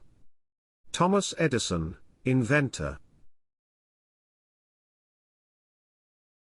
How do you figure out the bottom line for your organization, business, department, team, or group? In many businesses, the bottom line is literally the bottom line. Profit determines whether you are succeeding. But dollars should not always be the primary measure of success. Would you measure the ultimate success of your family by how much money you had, at the end of the month or year. And if you run a non-profit or volunteer organization, how would you know whether you were performing at your highest potential? How do you think bottom line in that situation? A non-profit's bottom line. Frances Hesselbein had to ask herself exactly that question in 1976, when she became the National Executive Director of the Girl Scouts of America. When she first got involved with the Girl Scouts, running the organization was the last thing she expected. She and her husband, John, were partners in Hesselbein Studios, a small family business that filmed television commercials and promotional films. She wrote the scripts, and he made the films. In the early 1950s, she was recruited as a volunteer troop leader at the Second Presbyterian Church in Johnstown, Pennsylvania. Even that was unusual, since she had a son and no daughters. But she agreed to do it on a temporary basis. She must have loved it, because she led the troop for 9 years. In time, she became council president, and a member of the national board. Then she served as executive director of the Taylor's Rock Girl Scout Council, a full-time paid position. By the time she took the job as CEO of the national organization, the Girl Scouts was in trouble. The organization lacked direction, teenage girls were losing interest in scouting, and it was becoming increasingly difficult to recruit adult volunteers, especially with greater numbers of women entering the workforce. Meanwhile, the Boy Scouts was considering opening itself to girls. Hesselbein desperately needed to bring the organization back to the bottom line. We kept asking ourselves very simple questions, she says. What is our business? Who is our customer? And what does the customer consider value? If you're the Girl Scouts, IBM, or a TANT, you have to manage for a mission. Hesselbein's focus on mission enabled her to identify the Girl Scouts' bottom line. We really are here for one reason, to help a girl reach her highest potential. More than any one thing, that made the difference. Because when you are clear about your mission, corporate goals and operating objectives flow from it. Once she figured out her bottom line, she was able to create a strategy to try to achieve it. She started by reorganizing the national staff. Then she created a planning system to be used by each of the 350 regional councils. And she introduced management training to the organization. Hesselbein didn't restrict herself to changes in leadership and organization. In the 1960s and 70s, the country had changed and so had its girls, but the Girl Scouts hadn't. Hesselbein tackled that issue, too. The organization made its activities more relevant to the current culture, giving greater opportunities for use of computers, for example, rather than hosting a party. She also sought out minority participation, created bilingual materials, and reached out to low-income households. If helping girls reach their highest potential was the group's bottom line, then why not be more aggressive helping girls who traditionally have fewer opportunities? The strategy worked beautifully. Minority participation in the Girl Scouts tripled. In 1990, Hesselbein left the Girl Scouts after making it a first-class organization. She went on to become the founding president and CEO of the Peter Drucker Foundation for Nonprofit Management, and now serves as chairman of its board of governors. And in 1998, she was awarded the Presidential Medal of Freedom. President Clinton said of Hesselbein during the ceremony at the White House, "She has shared her remarkable recipe for inclusion and excellence, with countless organizations, whose bottom line is measured not in dollars, but in changed lives." He couldn't have said it better. Why you should enjoy the return of bottom-line thinking. If you're accustomed to thinking of the bottom line only as it relates to financial matters, then you may be missing some things crucial to you and your organization. Instead, think of the bottom line as the end, the takeaway, the desired result. Every activity has its own unique bottom line. If you have a job, your work has a bottom line. If you serve in your church, your activity has a bottom line. So does your effort as a parent, or spouse, if you are one. As you explore the concept of bottom-line thinking, recognize that it can help you in many ways. 1. Bottom-line thinking provides great clarity. What's the difference between bowling and work? When bowling, it takes only 3 seconds to know how you've done. That's one reason people love sports so much. There's no waiting and no guessing about the outcome. Bottom-line thinking makes it possible for you to measure outcomes more quickly and easily. It gives you a benchmark by which to measure activity. It can be used as a focused way of ensuring that all your little activities are purposeful and line up to achieve a larger goal. 2. Bottom-line thinking helps you assess every situation. When you know your bottom line, it becomes much easier to know how you're doing in any given area. When Frances Hesselbein began running the Girl Scouts, for example, she measured everything against the organization's goal of helping a girl reach her highest potential, from the organization's management structure, which she changed from a hierarchy to a hub, down to what badges the girls could earn. There's no better measurement tool than the bottom line. 3. Bottom-line thinking helps you make the best decisions. Decisions become much easier when you know your bottom line. When the Girl Scouts were struggling in the 1970s, outside organizations tried to convince its members to become women's rights activists, or door-to-door canvassers. But under Hesselbein, it became easy for the Girl Scouts to say no. It knew its bottom line, and it wanted to pursue its goals with focus and fervency. 4. Bottom-line thinking generates high morale. When you know the bottom line and you go after it, you greatly increase your odds of winning.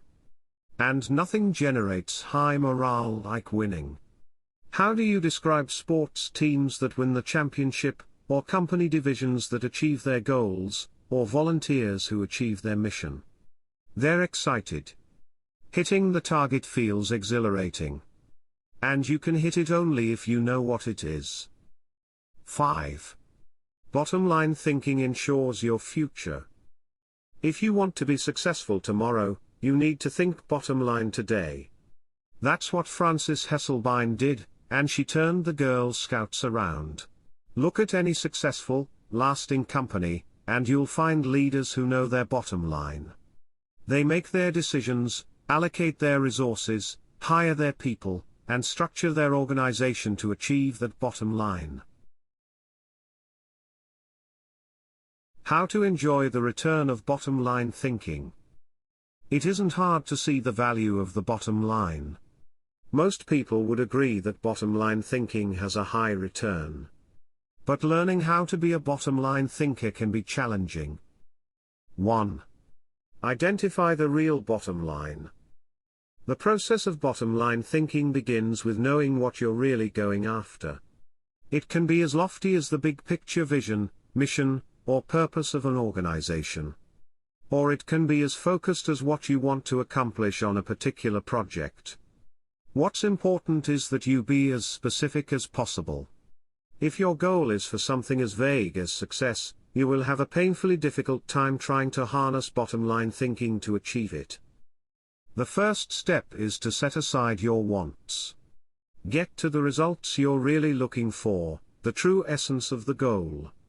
Set aside any emotions that may cloud your judgment, and remove any politics that may influence your perception. What are you really trying to achieve? When you strip away all the things that don't really matter, what are you compelled to achieve? What must occur? What is acceptable? That is the real bottom line. 2. Make the bottom line the point.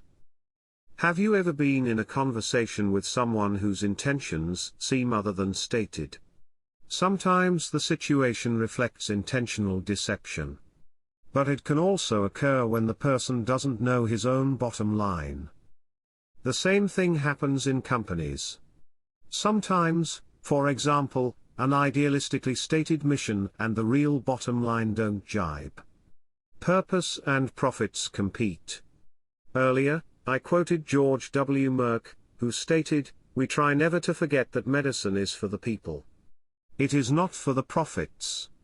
The profits follow, and if we have remembered that, they have never failed to appear." He probably made that statement to remind those in his organization that profits serve purpose, they don't compete with it. If making a profit were the real bottom line, and helping people merely provided the means for achieving it, then the company would suffer. Its attention would be divided, and it would neither help people as well as it could nor make as much profit as it desired. 3. Create a strategic plan to achieve the bottom line. Bottom line thinking achieves results.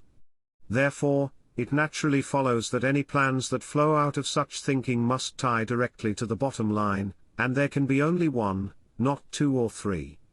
Once the bottom line has been determined, a strategy must be created to achieve it.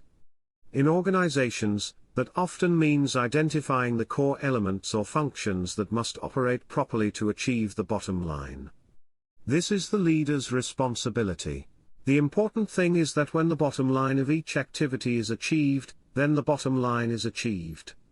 If the sum of the smaller goals doesn't add up to the real bottom line, then either your strategy is flawed or you've not identified your real bottom line. 4. Align team members with the bottom line. Once you have your strategy in place, make sure your people line up with your strategy. Ideally, all team members should know the big goal, as well as their individual role in achieving it.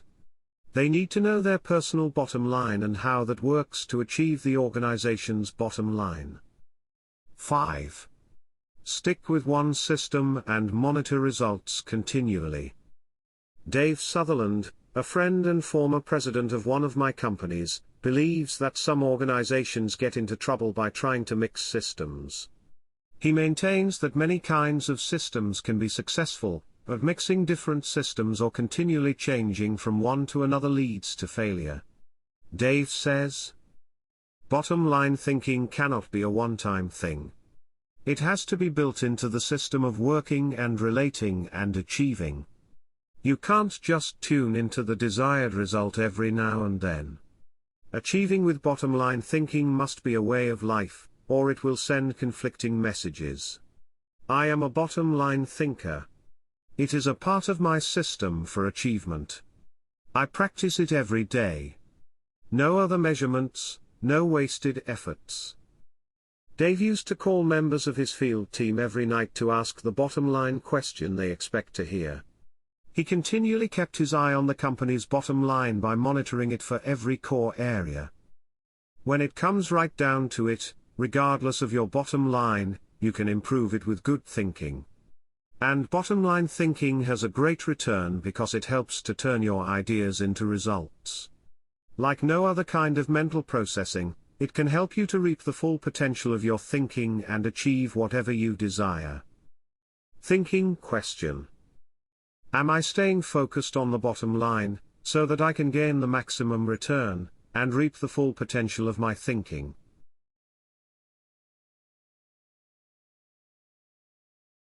One final thought. I trust you have enjoyed this book. As you move forward, I wish you success and suggest that you keep in mind. 1. Everything begins with a thought. Life consists of what a man is thinking about all day. Ralph Waldo Emerson. 2. What we think determines who we are. Who we are determines what we do. The actions of men are the best interpreters of their thoughts. John Locke. 3. Our thoughts determine our destiny. Our destiny determines our legacy. You are today where your thoughts have brought you. You will be tomorrow where your thoughts take you. James Allen. 4. People who go to the top think differently than others. Nothing limits achievement like small thinking, nothing expands possibilities like unleashed thinking. William Arthur Ward. 5. We can change the way we think. Whatever things are true, noble, just, pure, lovely, are of good report. If there is any virtue and if there is anything praiseworthy, think on these things. Paul the Apostle. About the author. John Calvin Maxwell is an internationally recognized leadership expert, speaker, and author who has sold over 16 million books. His organizations have trained more than 2 million leaders worldwide. Dr. Maxwell is the founder of Equip and Enjoy Stewardship Services. Every year he speaks to Fortune 500 companies, international government leaders, and organizations as diverse as the United States Military Academy at West Point, and the National Football League. A New York Times, Wall Street Journal, and Businessweek best-selling author, Maxwell was named the world's top leadership guru by leadershipgurus.net. He was also one of only 25 authors and artists named to Amazon's 10th Anniversary Hall of Fame. 3 of his books, The 21 Irrefutable Laws of Leadership, Developing the Leader Within You, and The 21 Indispensable Qualities of a Leader, have each sold over 1 million copies.